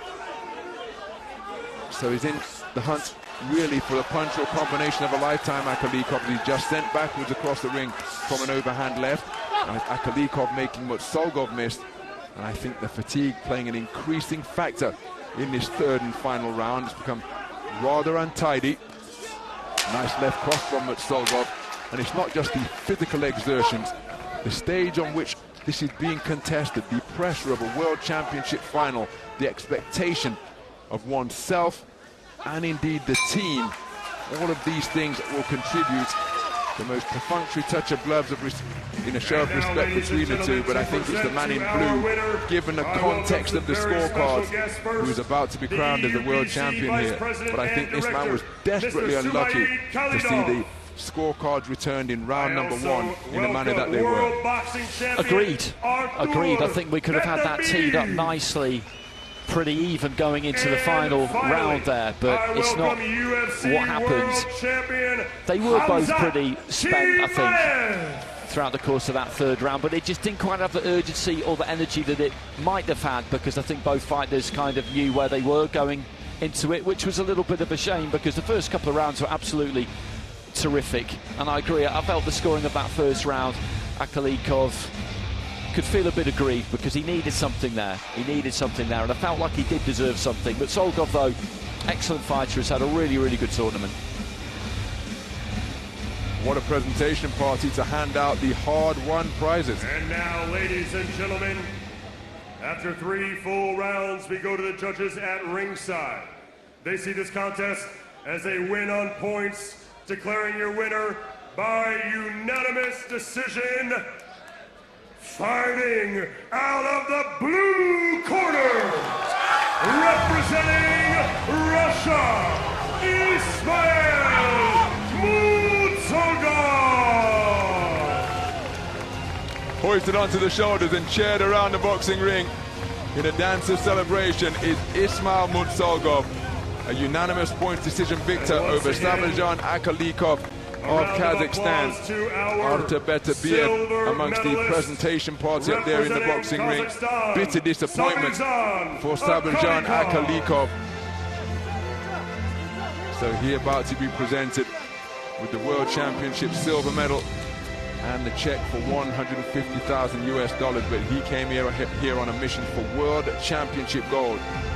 He's fallen just short of that objective, but a sensational tournament for him. Our new IBA World Champion from Russia, Ismail Mutsogov. And it's Artur Beterbiev, the former undisputed light heavyweight champion of the world, who presents the 75-kilogram middleweight championship belt, medal over his neck as well, and the prize of $300,000 US. Russia.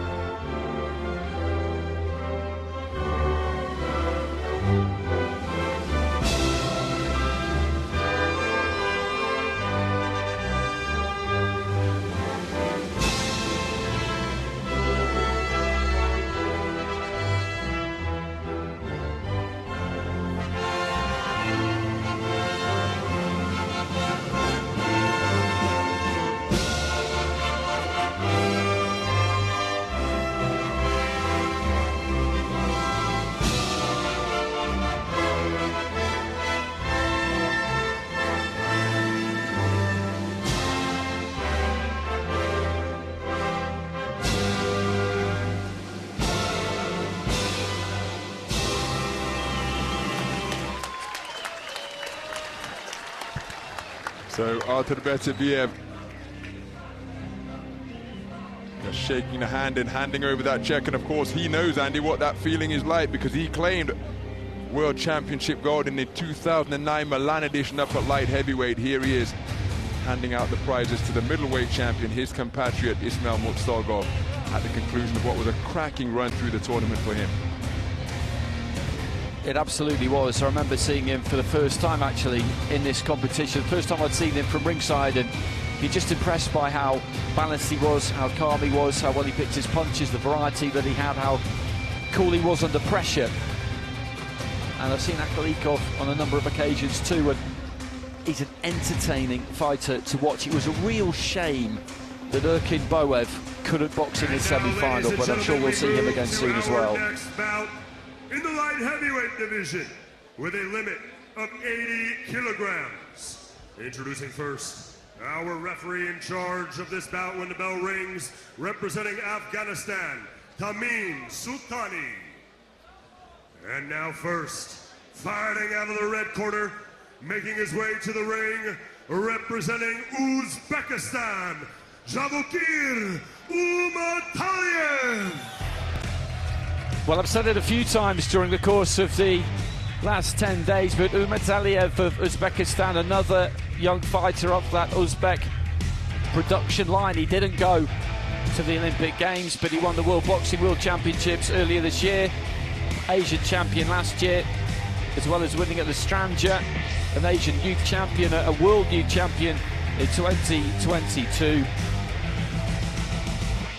And in his semi-final took the significant scalp of Arlen Lopez, the Cuban #1 seed. And his opponent, fighting out of the blue corner, making his way to the ring, representing Russia, Zambulat Bizamov. Well, Zambulat Bizamov has been to a World Championship final before. 2021, Andy and I were ringside when he boxed all the way through to the gold medal bout at 75 kilograms, winning 4 contests out of 5. The reigning European Championship silver medalist, and here at the quarter-final stage beat a strangely passive Robert Akaka of the Kenyan hit squad. Very relaxed en route through to this gold medal bout. Very accomplished operator. He's been installed as the third seed of the tournament. Kazakhstan, Serbia, Azerbaijan, Tunisia, and Kyrgyzstan. So the referee with the final instructions, that's Bishamov on the right-hand side, with BATLAEV on the left. Bishamov in his semi-final in particular just made it very difficult for his opponent to land on him. He didn't at times throw all that much himself, but it was a kind of masterclass in reflexes. With BATLAEV just quickly to the centre of the ring there, let go with a couple to the body. He's a southpaw, he's in red. And Bishamov, who can switch, but will mostly box out of the orthodox stance, he's in blue. Good right hand on the inside there from the BATLAEV, and then the left hand into the body was a good shot. He started with some pace here, with some urgency and with some accuracy. And Bishamov just gets a hold of him, maybe just trying to disrupt that rhythm early on. The referee didn't call break originally, I don't think he did anyway, and BATLAEV just let Bishamov have one to the body.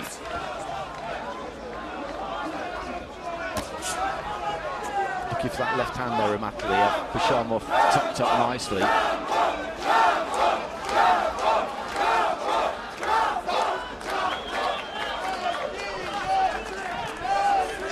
Referee just having a quick word with Bishamov there about a touch of holding.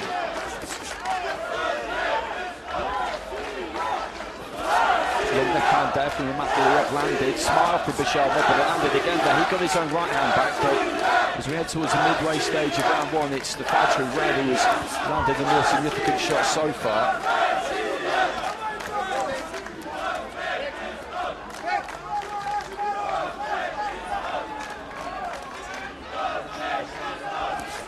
There's that lead left again, and it gets there. It's not doing any damage, he's pulling back there, Bishamov, and I think that landed too, and he's got to be careful of that because he just keeps getting caught. Right hand from BATLAEV, followed by that left. Bishamov is finding it a little bit difficult to locate the target at the minute. Maybe he'll be better just trying to go down to the body for a spell. That left hand lead again is proving to be a problem for Bishamov, who tries to let his right go and walks onto that straight left again into the final minute of round one.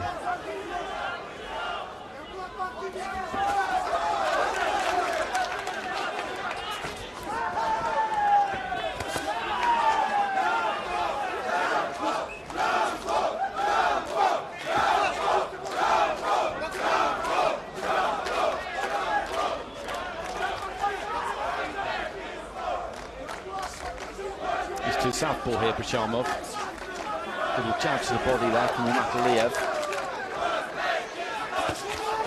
Got caught by left as he closed in there, BATLAEV. And then through the left into the body again.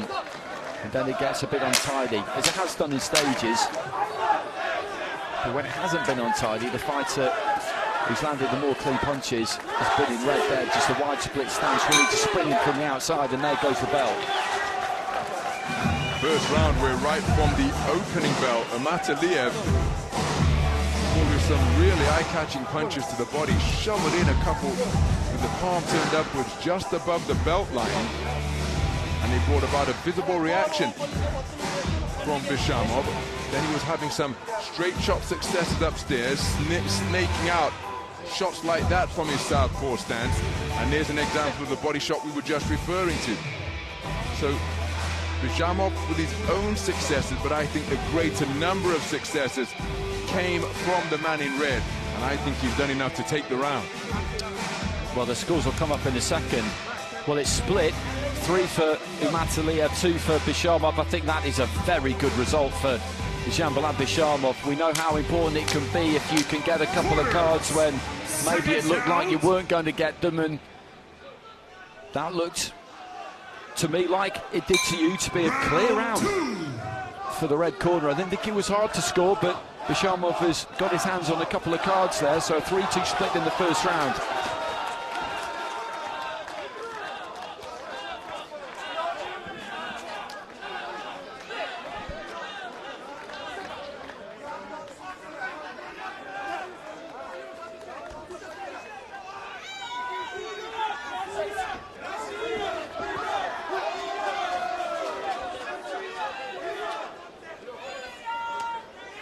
The referee giving them plenty of time to work it out on the inside. I think he might want to get in there a little bit quicker, because when they end up there, generally all it does is run down the clock. He's looking for a single left hand there, a left hand lead in BATLAEV, didn't land it, and again they just end up on each other's shoulders. And if I was a referee, I'd be tempted as soon as that happens now just to get in there and pull them apart, because we just lose a few seconds every time it happens. Bit of redness on the bridge of the nose there of Bishamov, and the exchange on the inside, I don't think so either one of them really come out on top. There's that left-hand lead from BATLAEV, and it's very stodgy stuff in this second round so far, just over a minute in. Good looping left hand there from Bishamov, that landed, and in a round like this, it could come down to a handful of punches really, as to who wins it. Because I don't think a lot clean is going to be landed, because we've just seen a lot of this. And I think this kind of dynamic suits Bishamov better. Right hand on the inside there, landed up to the head from Bishamov. I think the left to the body just before that from BATLAEV might have got there.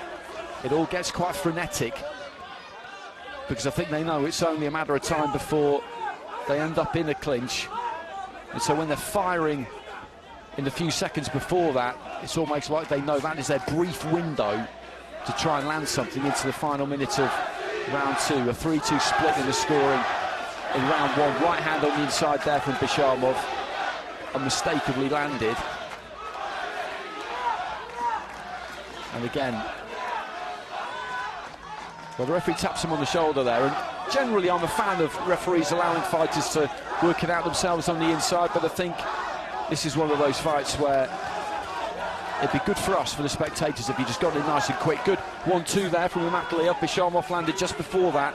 Now, can somebody go and grab this towards the end of the round? I've got Bishamov with his nose in front here, but not much more than that. Left hand there from the big Russian.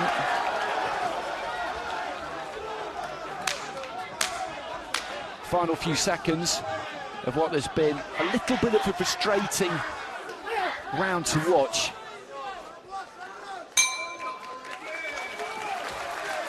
So the second round in the books, both men seeking to play counter-puncher for large portions of that round. When they weren't entwined in a clinch, they were on the edge of range, feinting, trying to get something in their favour. And as you pointed out during commentary, Andy, that low punch output, that paucity of scoring punches, I think brings the man in blue right into this. Because I thought he was outscored and outworked and outboxed in the first round, but he managed to take a share of two of the cards, which I think is really unfortunate from the Kazakh boxer's point of view, from the Uzbek boxer's point of view. But with the low punch output, well, look at that, it's a clean sweep for the cards for Bishamov. And I don't have any argument with that. I think he won that round, but what we should have here going into the third and final round is a fight poised with 5 cards and 19-19. That's what we should have, and we don't have it. Bishamov's got a good advantage here, but if he can get enough of this final round in BATLAEV, he can get it to bout review. And then those scores, those 2 other scores, we don't know where they stand, and they could be seeing it differently. They may have seen that first round differently. Anything is possible, but he's got an advantage here, Bishamov, that much we do know.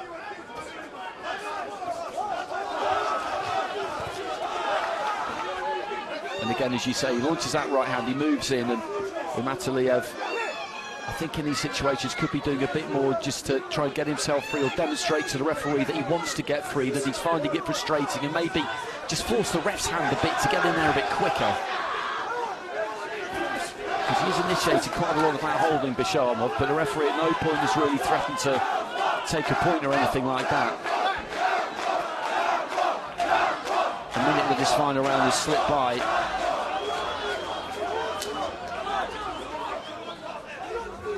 Three drawn cards. If he can get a couple of them, BATLAEV, he would take it to bout review. If he can get all three of them, even better, of course. Khusravkhon can get two of them, and he will go through without any need for that review. Left-handed to the body there from BATLAEV, and then just backs off a little bit.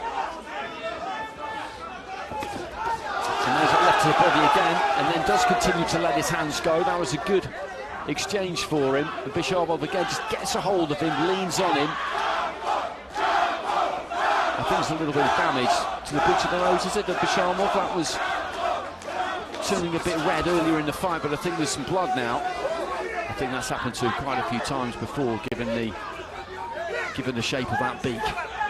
Just over a minute remaining in the round, and they both just bang away to the body.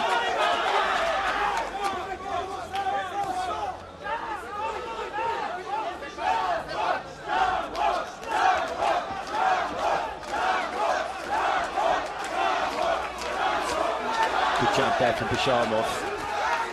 The referee hasn't seen the need to stop this and send him to the doctor. We're so close to the end of the fight.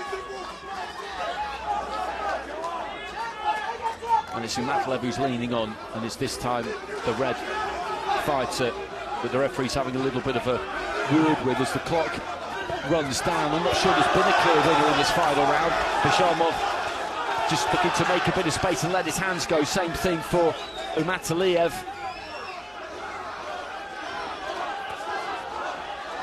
10 seconds. And again, it's been messy in this third round. And they'll finish in a clinch, I think, which is rather fitting. There goes the balance. Just a reminder of the scores going into that final round. Khusravkhon 2 points clear with two of the judges. And he will keep hold of those two cards because there's no way BATLAEV has won that final round 10-8. So then it all comes down really to those three cards that were poised at 19-19. Very, very close final round, because it was a burst of punches to the body in the middle of the round for BATLAEV, and then a strong work on the inside by Khusravkhon at the end of the round. So another close 3 minutes of boxing, but again, given the scores going in, I think it's going to be very difficult for the man in red to be declared a winner here. Because in the event that he has won, he would have to convince those three specific judges who had it ladies and gentlemen, that he was the better boxer. After 3 full rounds, we go to our judges' scorecards at ringside to decide our world champion. They see the bout as a win on points, declaring your winner by unanimous decision, and now IBA World Champion, fighting out of the blue corner, representing Russia, Sambulat Bizamov. So Khusravkhon gets it by unanimous decision. It was a 3-2 split in his favour in that final round, and the way the scores worked out, that meant that he got every card 29-28. And one thing to note about that is that even if he got that first round 5-0, BATLAEV, he still would have lost the fight, because he would have been 3-2 down with the three scoring judges ringside. He would have gone to bout review, and they both had it. And looking at the scores now in favour of Khusravkhon, so we didn't agree with the scoring of that first round. I don't have any arguments with rounds 2 and 3. Indeed, a very close competitive affair. Punch output dropped, so did the pace.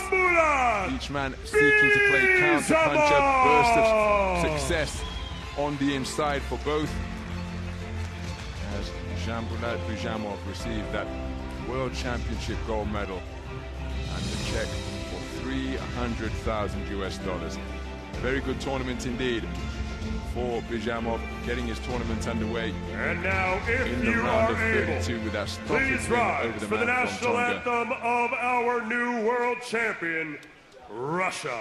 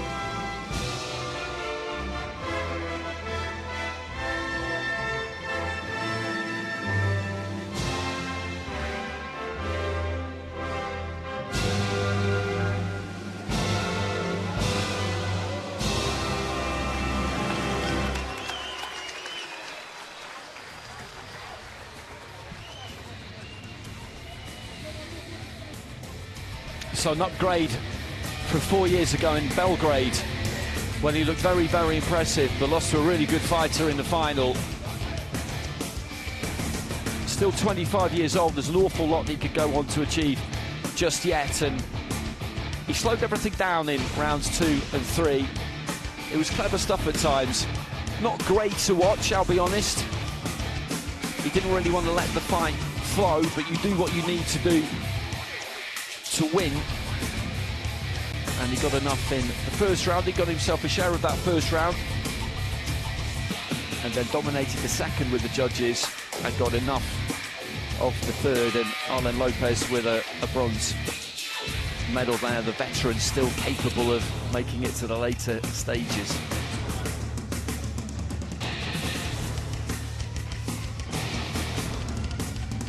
So up next, we move into the 86 kilogram cruiserweight division for a contest between boxers from Belarus and Russia. With a limit of 86 kilograms. Introducing first, what a contest we have in store, because it is the top 2 seeds in the division facing off for the gold medal.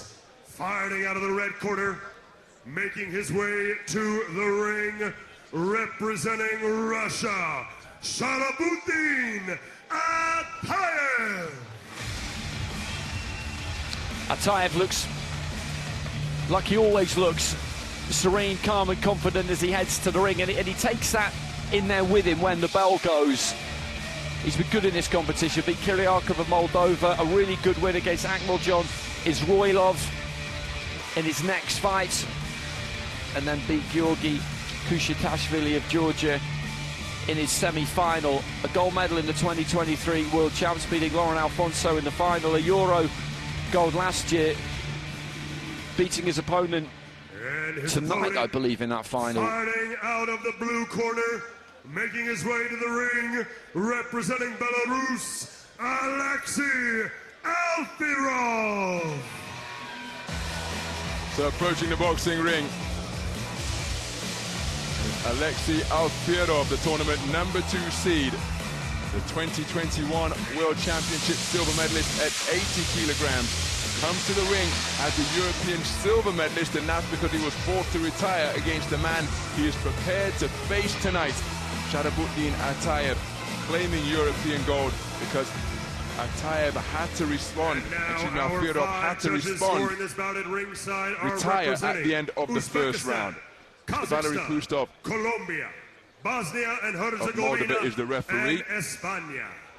And there is Sharabutin Atayev, looking to retain the world title that he won in Tashkent 2 years ago.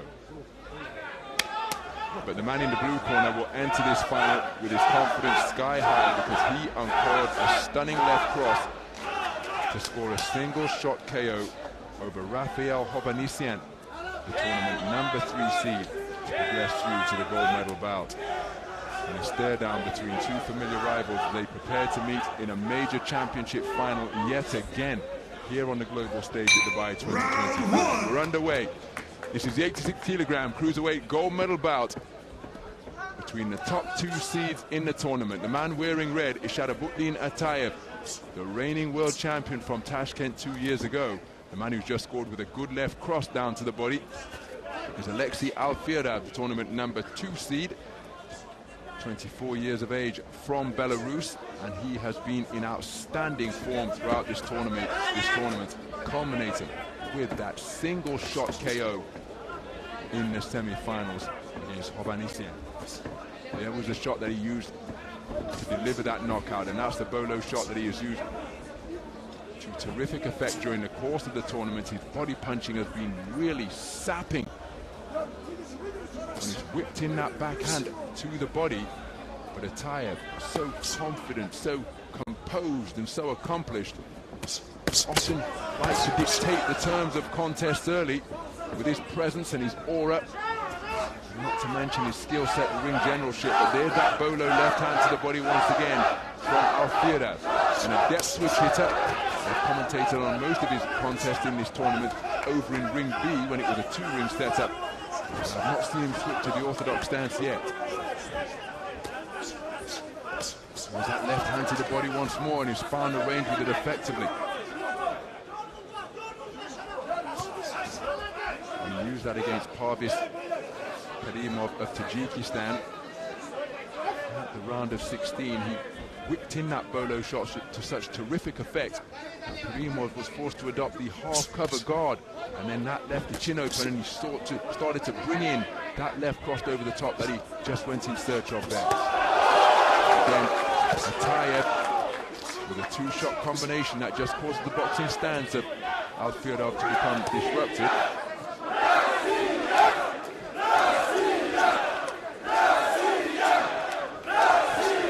Reaching for the jab to the body and then bringing a snapping lead left upstairs with Atayev. Alfredov retreating to the corner, boxes his way out behind a left cross. Atayev looking to cut off the movement again and catches Alfredov as he was disengaging with that right hand. So Alfredov, as effective as he is at whipping in that bolo backhand on the ropes, he won't want to be spending too much time on the strands, one would have thought. He's taking a long way around the ring here. Atayev scores with a good jab followed by a right cross to the body.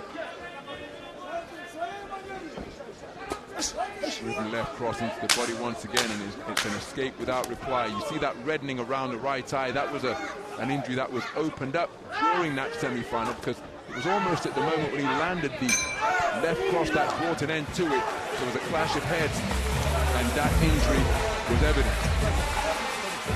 And that's a good round for Atayev, by my reckoning. He's been very good in this whole competition. He's busy, but he never really rushes anything. He's got good variety, and without throwing bundles and bundles of punches, he just manages to stay on top of you.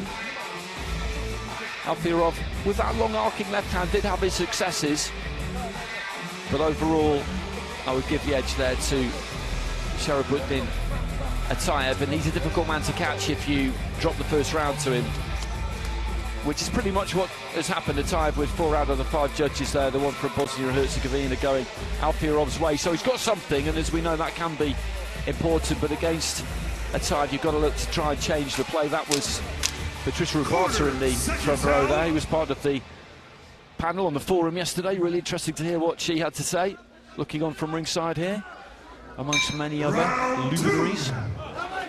As we move into the second round, Sharabuddin Atayev looking to retain the world title that he won so impressively in Tashkent 2 years ago. Comes in as the reigning European champion as well, and Alfredov, the man he bested to claim that continental gold, has conceded the opening round on a 4-1 split. So he's adopting that low-held guard now, and you can see that he's got that left hand locked and loaded as he just stabs it in, turns it into a cross after it was successful scoring to the body. Atayev so composed, so correct. Continues to press, and he scores with a good shot downstairs. Now just looking at the state of that right eye of Alfredov as to whether that existing injury he brought into the boxing ring is just beginning to open up. So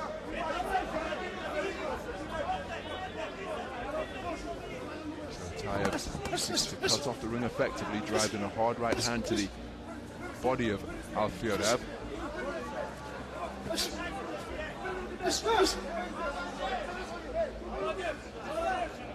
K-tape around that right shoulder of Alfredov. It's been a hard physical tournament for him. There's a nice counter left hand from the man from Belarus, and another 2-3 times in succession, not too far away with that backhand left cross.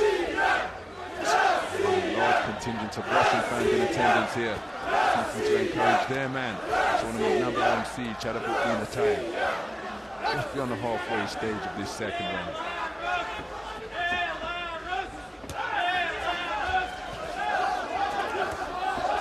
So Alfredov finding himself on the ropes, and when he was on the ropes for that previous exchange, body was totally square, and Atayev was able to get through with some punches. Pressure that Atayev is applying is just slowly but surely being dialed up here, and he's got Alfredov in the corner once again, and was seeking to get his combinations away before Alfredov was able to walk out, but only to the other set of ropes on the other side of the ring. It's another two-shot success for Ataev. It's a very good round so far for the man in red. Remember, he took the first on a 4-1 split, and his slow, steady pressure, like turning up the temperature on a pot, might not be noticeable, but when you add it all up, something is happening. Alfirov whipping in that bolo shot to the body after his straight shot successes upstairs. So just grabbing some instruction of the vocal variety from his coaches ringside. Ataev, 10-second clap here, closing stages of round number 2. Alfirov having successes, particularly with his southpaw backhand. Always on the edge of range and always threatening and indeed effective is Sharabuddin Ataev. The IBA boxing game is launching a global esports and he just looked, I thought, at times in that second round, Alfirov just slightly beleaguered, because Ataev is just on top of you all the time, working all of the time. He never gives you any peace at all, and as you said, he did have some successes, but they were outweighed by the successes of Ataev. He doesn't miss with much, he doesn't waste much, and I've just not seen anyone throughout the course of the competition really just make him look even disorganised, let alone rushed or a little bit wild. That's what you're hoping you're going to be able to do, is bring some heat to his door and make him just panic a little bit, because everyone's capable of it, but it seems to be a very, very difficult thing to do to him. And without looking like he's this big kind of bustling pressure fighter, he's just letting punches go relentlessly. Now the score should come up before the start of the round. And final round. Not able to bring you the scores on this occasion, but one is left with the sense that Ataev will be better boxer during the course of the second. Alfirov, I wonder whether the corners were in receipt of the scores if we weren't here in our commentary position. But Ataev applying pressure once again. And there's no change in his expression. There's seldom a discernible change in his pace or tempo. It's not as though he flips the turbo switch, he's just slowly stepping on the gas. And there's never any respite, never any real thinking distance, because he's always threatening and on the edge of range. So correct, so consistent with his punch output. Coming in from both flanks, Alfirov keeping his calm, spinning off the line with that southpaw left. Again, they know all about one another, having met on the international scene previously. It's Ataev who has the advantage, and one wonders about the extent to which that plays into the minds of both boxers before they entered this gold medal bout. It's an opportunity, of course. That's what Alfirov would have been telling himself, and again, his confidence would have been sky high after that stunning semi-final victory. Ataev as consistent as ever, and consistency, he takes a good left hand from Alfirov, but then responds with 2 jabs of his own, and more jabs from Ataev, and digging away with his right hand after Alfirov partially turning his back. Mr. Valery Pastuhov separates the two. It's a pot shot with that southpaw left once again is Alfirov. As he moves to his right, Ataev moving left, and he's right on top of him once more. Just no breathing room at all. As I say that, he elects to get on the back foot and tries to draw Alfirov forwards, just entering bout management mode. There's an eye-catching right-hand lead. He's adopting a different posture here, producing a couple of Olay moments as he's dipping beneath the incoming fire, showing a different facet to his game, Sharabuddin Ataev. Active on the IBA pro scene, and I've seen him adopt that posture there, but never in the vest for Russia. Really has developed and proven himself to be a complete boxer. He goes forward, backwards, laterally, both left and right. And very correct with his shot selection. I think both men know the outcome of this. The man in blue needs the type of punch that he produced yesterday. He's going in search of it, but Ataev too cute to be caught by a finisher. And a jab on the bell. with the final action, and Ataev knows that and he now, retains ladies his and title. gentlemen, a special He does. guest to present. He absolutely to does. Just a our little nick winner. on the corner of Please his welcome eye to the IBA fight through red over in the Vice other President corner Abdumalik. of the ring, but that's a really good performance. It's a very, very good tournament. To win gold, of course, you have to have a good tournament, but he's been outstanding all the way through. He's won every single one of his fights by unanimous decision, because that is, I think, a clean 3-0, as clean a 3-0 as you'll probably see in a final. We know the first round was 4-1, so he's not going to get a set of 30 points to 27, but I think he's clearly won rounds 2 and 3 to the point where I think we could award him the winner before the decision with the least amount of doubt we probably had throughout the course of the whole evening. He's just all-round really good, isn't he? I mean, it sounds like an obvious thing to say, but he is. He's got the work rate, he's got the accuracy. Does he crack all that hard? But he does it often. You're tempted to say no, but we're not in there, and you wonder, because he's just got these busy, And now, nice, ladies well-timed and gentlemen, hands. After 3 full rounds, we go to our judges at ringside for the official decision. They see this contest as a win on points, declaring your winner by unanimous decision. And now the IBA Cruiserweight World Champion, fighting out of the red corner, representing Russia, Sharafuddin Ataev. So Sharafuddin Ataev makes it back-to-back World Championship golds in the 86 kilogram cruiserweight division.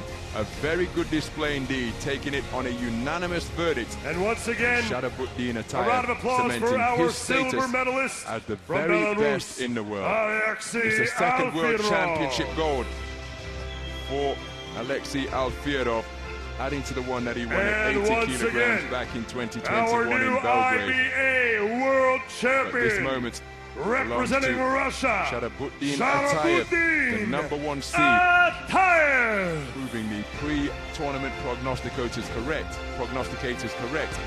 and he ascends to the highest length on the medal rostrum for the second successive IBA Men's World Boxing Championships. And A if very you good are display able, indeed. please And there are rock the for the team national that anthem prepare of him our to box new world and compete champion, at the level Russia. of excellence that he consistently does.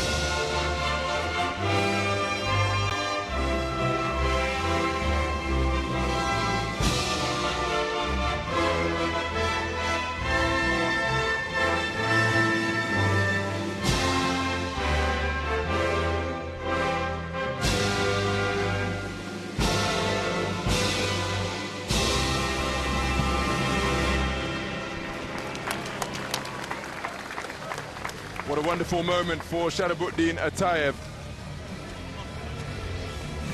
Consistent form that he's shown over the recent years in IBA boxing, illustrated once again. He successfully retained the title that he won so impressively 3 years ago. He's been equally as impressive here, and a very difficult man to take out of his groove. He really is. I've not seen anybody do it, to be honest, over the course of the competition. He had a really good fight with Akhmeljon Isroilov of Uzbekistan, but come the end, even though they both put loads into it, they were pretty knackered, to be honest. I still felt like he'd done enough. I wasn't really in too much doubt that he'd done enough. And to beat him, you're going to have to go with him in terms of the work rate, but you're going to have to be able to find that accuracy as well. Now that in the front row is Magomed Abdusalamov former Russian heavyweight. He had a fight against Mike Perez at Madison Square Garden back in 2013 and suffered a life-changing injury. I covered the fight, actually. It was a very, very hard fight, really competitive fight.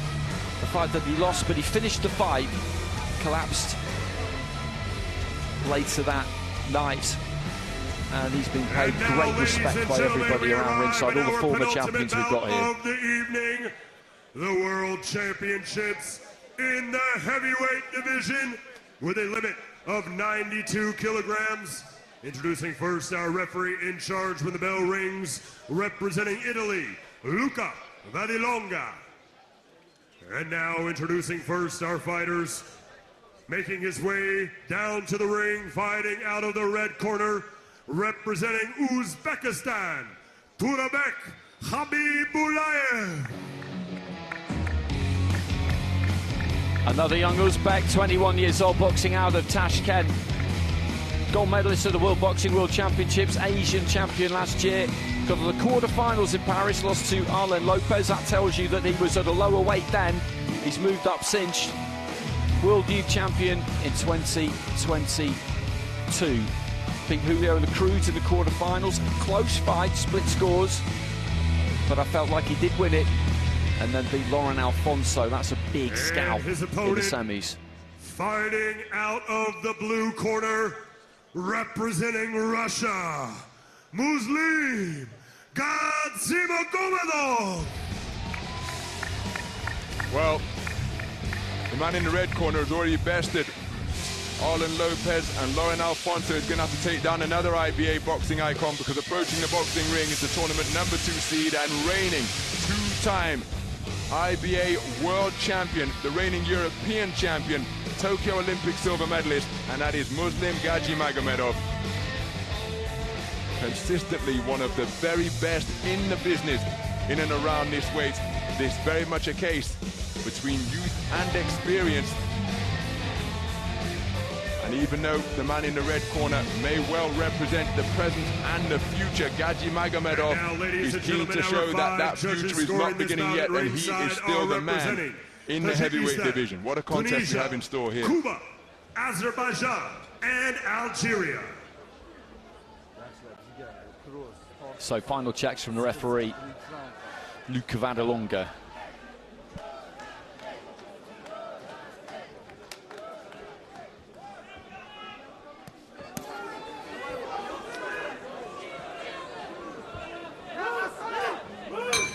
Round one. So Habibulayev in the red, Gadzhimagomedov in the blue.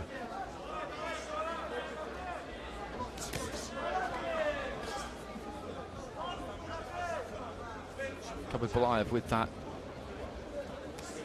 slightly up on the toes rhythm.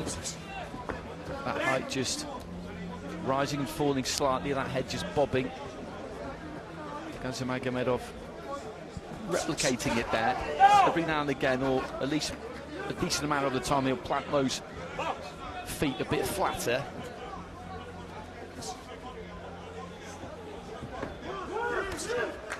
They're both just coming forward at the same time, closing down that space.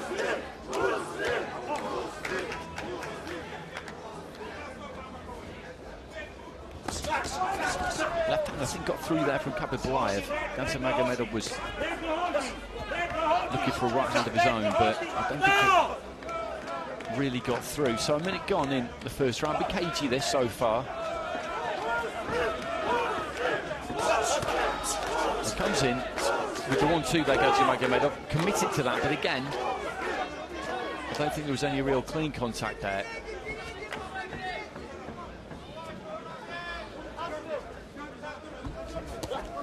Habibulayev made the commitment there, got through with the left hand to the body, stayed in, threw a left hand up top, and he did score with that. He pursued his man there. Gadzhimagomedov pulled his feet out quite a long way, actually. Would have felt like he'd done enough there, I'm sure, but Habibulayev, as I say, kept going, and eventually caught up with him.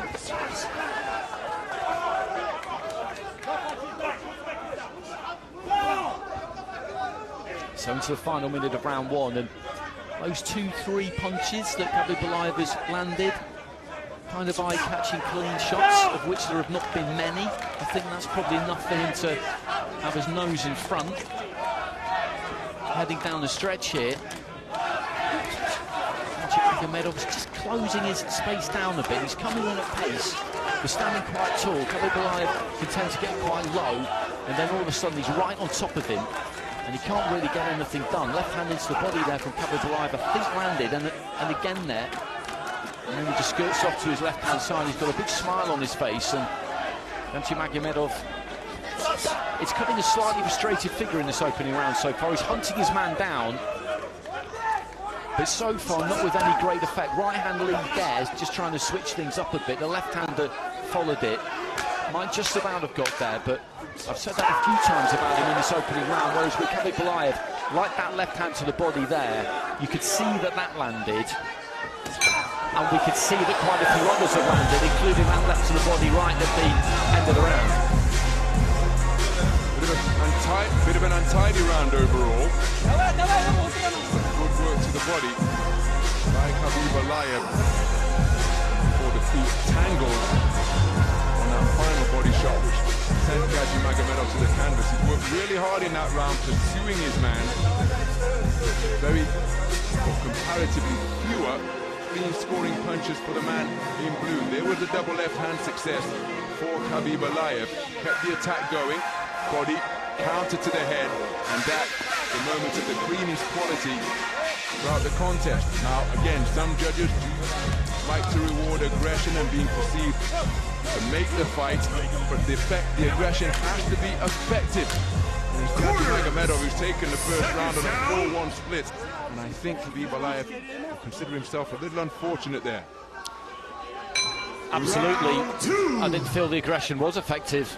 He was aggressive, he was looking to get onto the front foot, but I think he shut his space down most of the time, and BATLAEV picked 6, 7, 8 nice clean shots that were quite easy to see, so I don't understand that myself, but it is what it is, and BATLAEV now has got to try and respond in this second round. He's got to turn this around. And the interesting thing about that sort of dynamic is he will have felt that what he did in the first round worked, but it didn't work because he didn't get it with the judges. So will he feel the need to try and change something and abandon what he did in that opening 3 minutes? Because he shouldn't really, because the way he went about things there saw him land.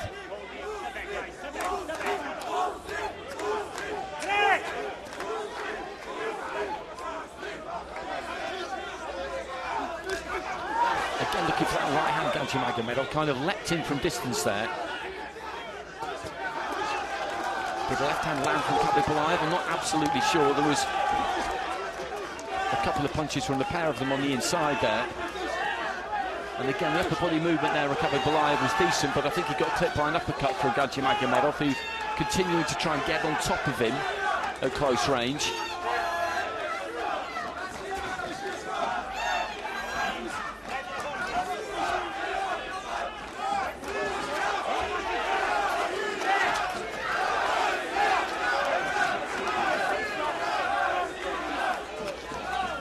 Midway through the contest. There's a left hand into the chest there from BATLAEV, a right from Magomedov as he kind of waded forward again there.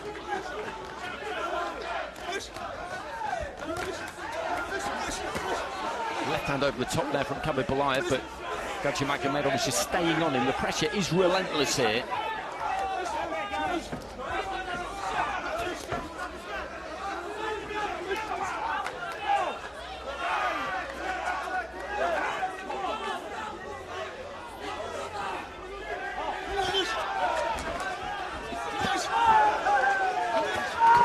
Round this right hand from up close there by BATLAEV, and a lot of the time they've almost rushed into each other and not left themselves enough space or time really to work effectively, and not much clean has been landed in this round by either one of them. I thought the first round BATLAEV outscored Magomedov relatively clearly, but in this round I don't think that's the case, and the fact that Magomedov continues to be on the front foot and bring that heat in a round like this, then that will correctly count. It's been messy.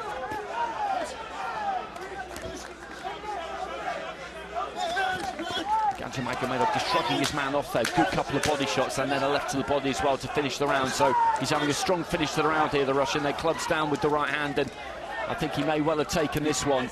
And given that he got the first one on a 4-1 split, that would put him in the driving seat. And I think he did take that second round. The incessant forward movement of Gaji Magomedov began to really pay dividends in the final minutes of that second round, because the movements of Khabib just began to slow, and then they're both the same weight, of course, but Gaji Magomedov, remember, seasoned at this weight. He's got that maturity, he's got that experience, and he got him into positions like this, and on a few occasions he used the shoulder to hold him there just like that and began to dig away down to the body.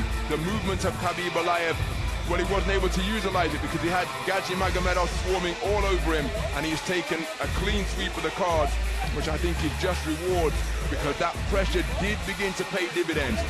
Tried to get on the, well, he did get on the front foot in the first round, and in the second round, in the final minute, the movement of Khabib began to slow. It couldn't be as effective, and Gaji Magomedov in a strong position now going into the final round. Well, he's all but there, isn't he? He's got that 2-point lead with 4 of the judges. The other scorecard is level, and that heat really started to burn Khabib in the last 30 seconds. And he'll do the same thing again here, the Russian fighter. We have seen this evening so far 2 or 3 occasions, I think, where a fighter will have been told, will have known that they were a couple of points clear and just didn't want to do anything silly. And Khabib coming out there and lands a nice combination, but Gaji Magomedov, I'm not sure he's going to do it any other way here. I think he's going to stick to what he knows, and that will be to, as I say, bring that front foot pressure. And the reality is, he could drop this final round, and he's still going to win. And Khabib, after landing those nice clean couple of shots early in the round, again just finds himself in a bit of a wrestle centre ring. Gaji Magomedov comes forward, he comes square quite often when he does that. Makes a few technical errors, but he is a relentless force right into the body there from the Russian.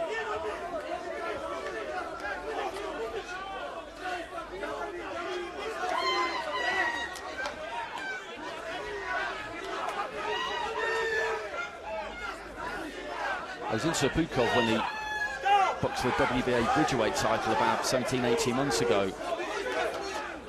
And his opponent, Zhao Jinjiang, I've never seen someone hit somebody else so many times without putting them down. And in the end, the referee stopped it in the 4th or 5th round. But again, that night, he was completely and utterly relentless, to the point where you wondered if he might blow a gasket, but it didn't happen. And over this 3-round format, you could bet your life it's not going to happen. Just over a minute remaining.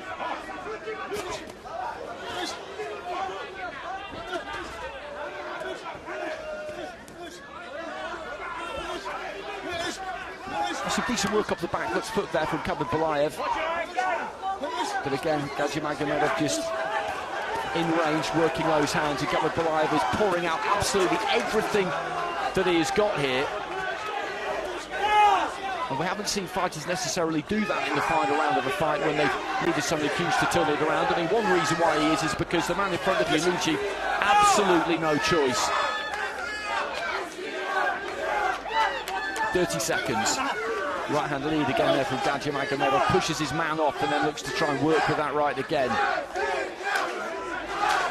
And the referee has given a... Well, it's not a standing count.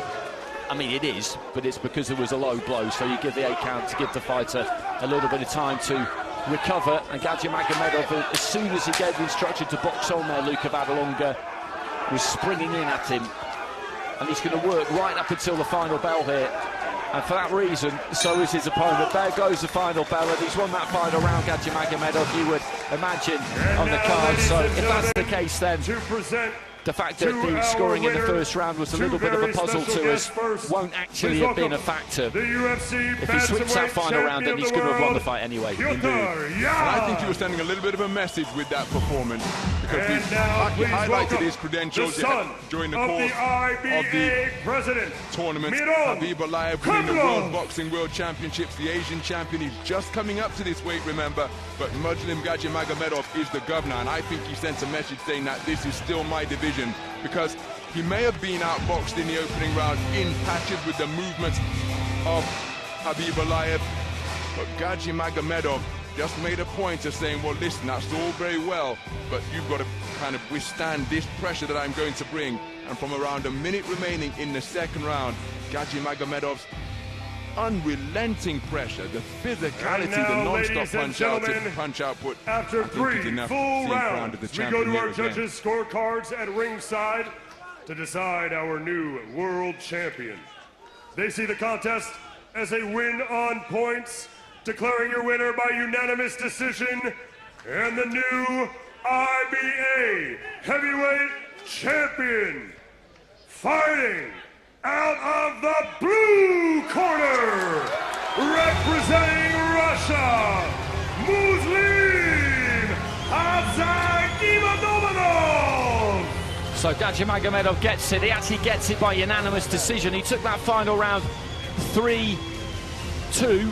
So if the scoring had been different in the first, then that could have ended up going to a bout review, but the extra scores were both in favour of the blue corner.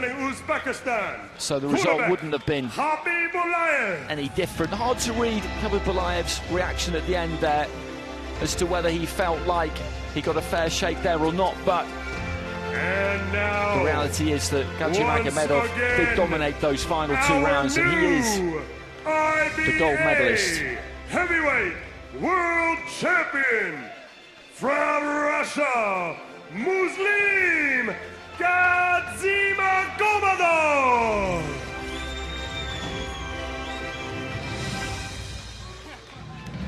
And now, if you all please rise, if you are able, for the national anthem of our new world champion, Russia.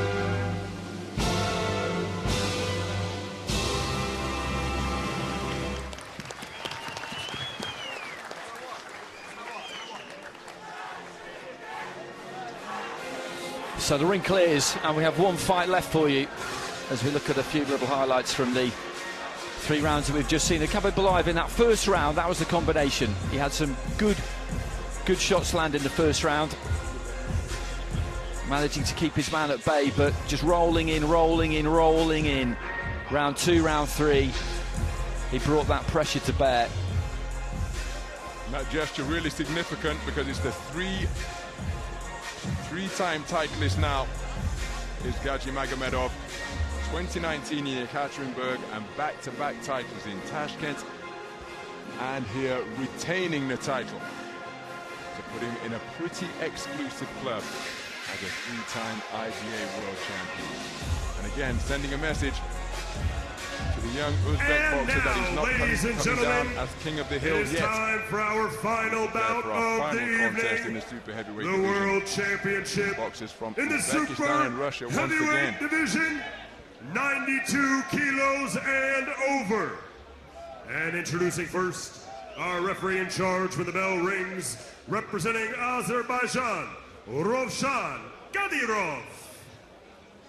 And now our competitors first, fighting out of the red corner, making his way to the ring, representing Uzbekistan, Edmond. I've enjoyed watching Makhanov in this competition because he's had a bit of everything. He produced a fantastic knockout in his first fight against a tough pro in Chris Thompson. He had a head clash after 57 seconds against Vladislav Smyalikov of Belarus, and he was up. He started well, so he won. I thought he was a bit lucky against Fernando Arzola of Cuba, but got through with scores of 2-1 with all of the judges, and then a big win against David Chalian of Armenia, 5-2 in his semi-final.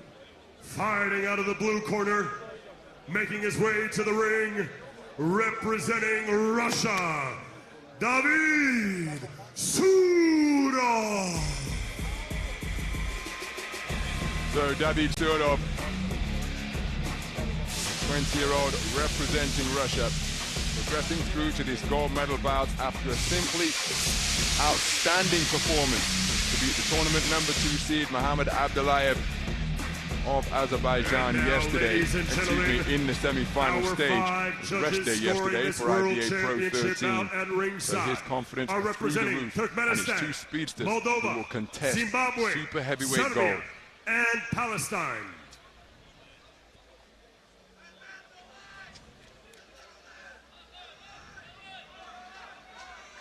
So the referee with a quick check of the equipment of Sudov. What a contest this promises to be.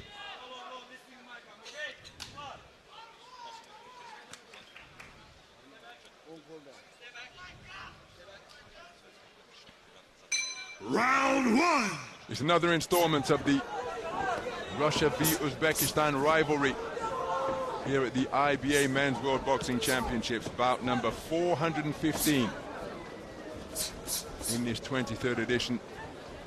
Sees the Uzbek boxer Arman Makhanov facing off against David Sudov. Each of these men incredibly athletic, and speed is likely to be a critical factor in this gold medal bout here. Sudov, his feet seldom stop moving, and he's used that shot, the lead left hand to the body. Fantastic effect throughout the entire tournament. Makhanov, he too, light on his feet.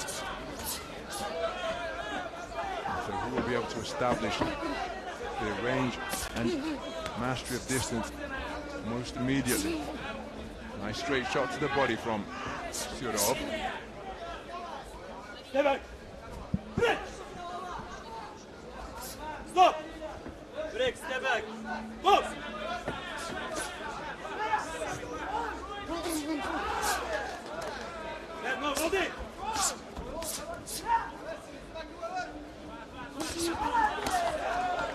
Left hand on the inside from Sudov.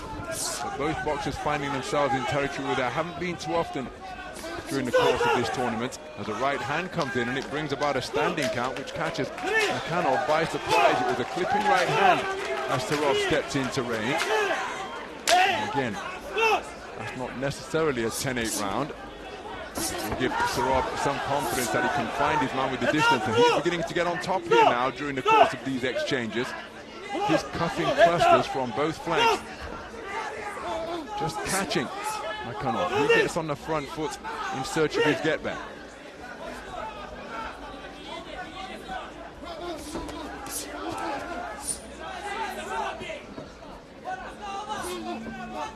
Just throwing arm punches through this passage of the round is Makhanov, not really straightening them out or getting the hips into them to turn them into proper hooks, as he's demonstrated here at the Bair 2025. And now this is the type of distance where Sudov has been so effective, pecking and poking behind straight punches. There's a jab on entry into close range and trying to sneak across a right cross behind the left hook. The left hook was inaccurate, the right cross a little closer.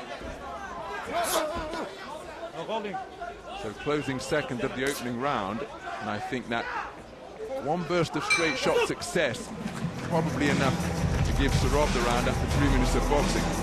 I'd say so. There wasn't loads in it, but he was the one who was on the front foot just that little bit more and had, as you say, those bursts of success. What's interesting about these two is that this is a super heavyweight division, and they're both in absolutely fantastic shape, which isn't always the case, because obviously there's no limit, you just need to be fit to fight, but they are in supreme nick. And Sarov has got some size on Makhanov here, who's quite slim, isn't he? Quite svelte for this top division, and he dips his head a little bit as he comes in there, but that's a good solid 1-2, and I think he's done enough. He's done enough to take the round.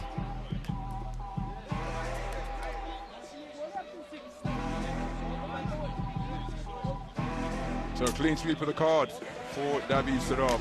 10-9 scores returned for all 5 scoring judges. Second sound.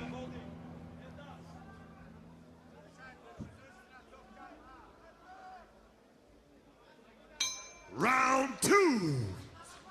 So moving to the second round, and having conceded the first across the board, the man from Uzbekistan wearing red coming out in search of his backhand. But Sarov has proven very difficult to take out of his flow, and look at that for a 1-2, catching the man in red as he was advancing. And with this type of space and this type of gap, he's going to back his timing, is Sarov, to continue to pile up the points. Remember, he took the first round unanimously.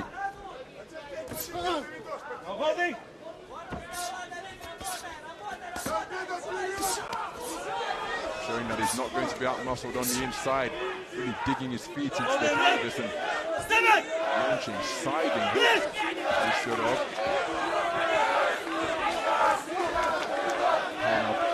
Trying to find his range, but on the disengagement, Surov back on him once again. And another standing counter has been issued from in a similar position as the first one. On the inside, clipping shots landed, the second standing counter the contest. So Makhanov of Uzbekistan hasn't really established his range with any consistency here. The feet of Sarov continue to remain a really impressive line of defense. There he is, in and out without reply. Right hand over the top. Mr. Makhanov was off the mark.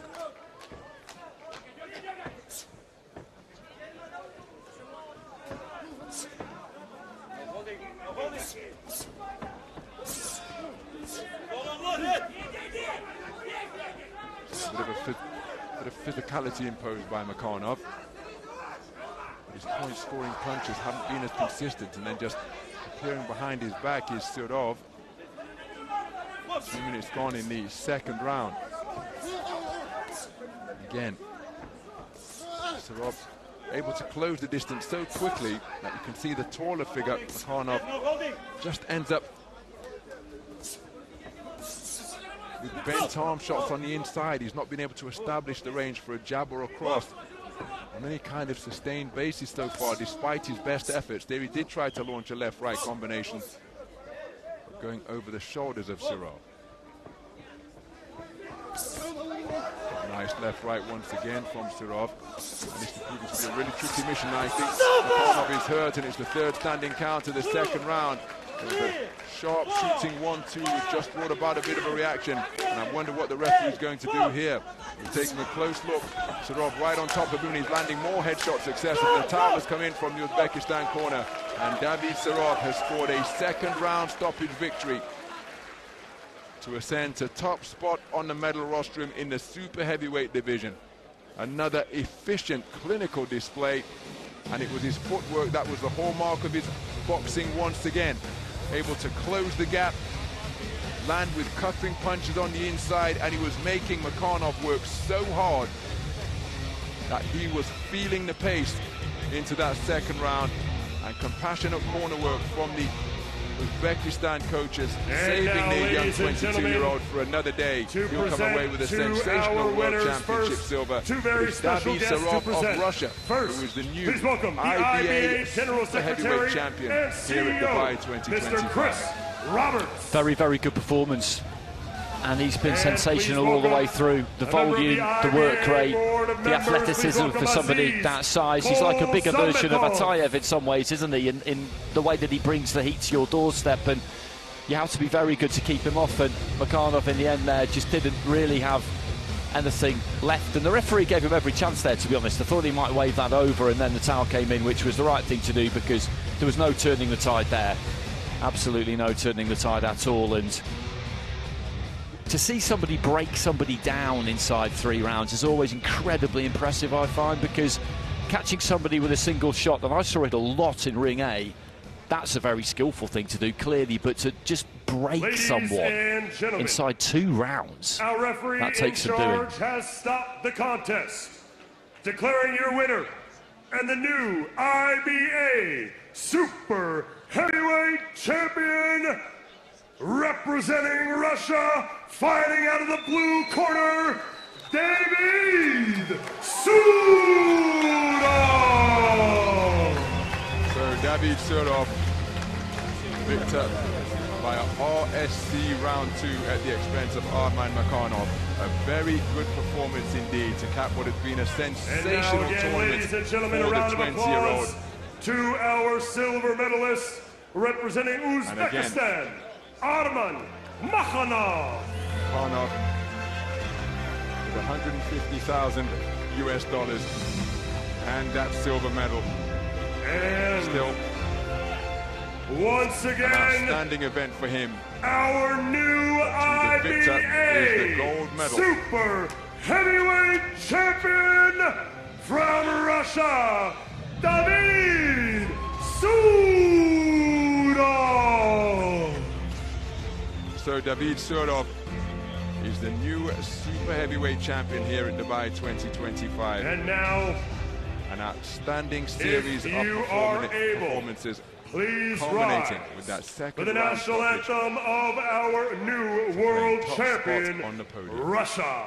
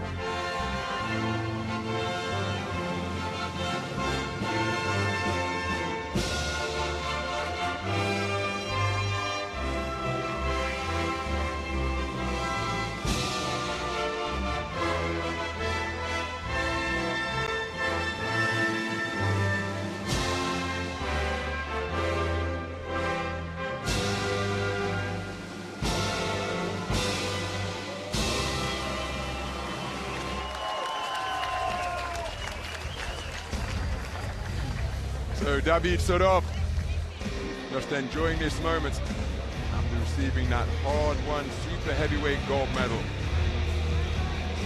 And he's done it in really economical, efficient fashion throughout the entire tournament in the super heavyweight division. He has, and it's a great way to finish, because that is a special performance. Getting a stoppage in a final is rare, because there's a reason why you both got there, and to be able to break somebody down like he did in less than 6 minutes, to have that energy left at the end of a long, hard 10 days, that's quite something. That's a brave group of men. I don't mean to be unkind, but he doesn't look like the lightest gentleman in the stadium, but he's been present every day, actually, leading the cheering for the Russian team, and they've had a very successful championships. It's been thoroughly enjoyable. I've really enjoyed every day of it, every bout of it. It's been terrific. It has indeed been sensational as we see the medal standings from the super heavyweight division. Mohamed ABDULAEV with another bronze medal, Viacheslav adding a bronze to the silver that he won in Belgrade 4 years ago, and topping the standings is David Sudov, the 22-year-old Arman Makhanov with a silver. As we take a look at the session results from the 17th and final session of boxing here at Dubai 2025. About 403 through to 415. Quality all the way. Some iconic figures cementing their status as the best in the business. Some new And now, emerging stars ladies and gentlemen, earning their stripes and gold medals as well. We are here to award our final all-around awards and cups. First, our award for the best referee in the ring. And to present the award, I welcome back the General Secretary and CEO of the IBA, Mr. Chris Roberts. And now, the winner of our best referee in the ring, representing Zimbabwe, Stephen Masiambumbi.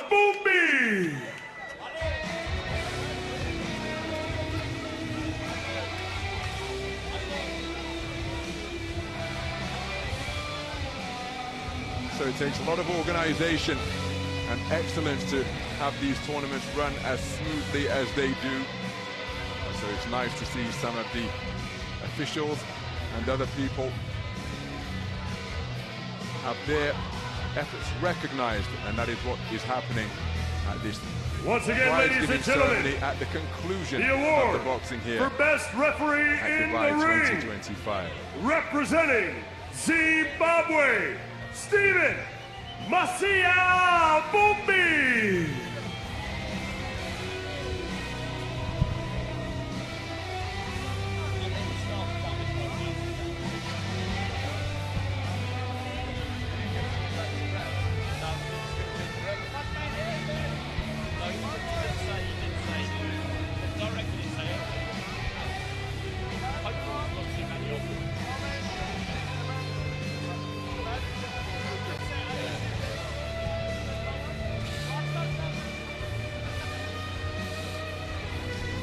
And it's been tough for the judges, for the officials, for the judges and referees. Filing in, filing out at the start of every bout. They're on rotation, they're in action very, very regularly indeed. And you have to keep high levels of concentration. It's to the best boxer in the ring.